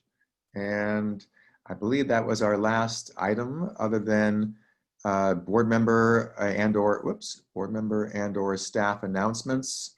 So I will just turn it over to either Nick or other staff or the board to see if there are any announcements or comments as we close our last meeting for probably until September. I have no announcements. Okay.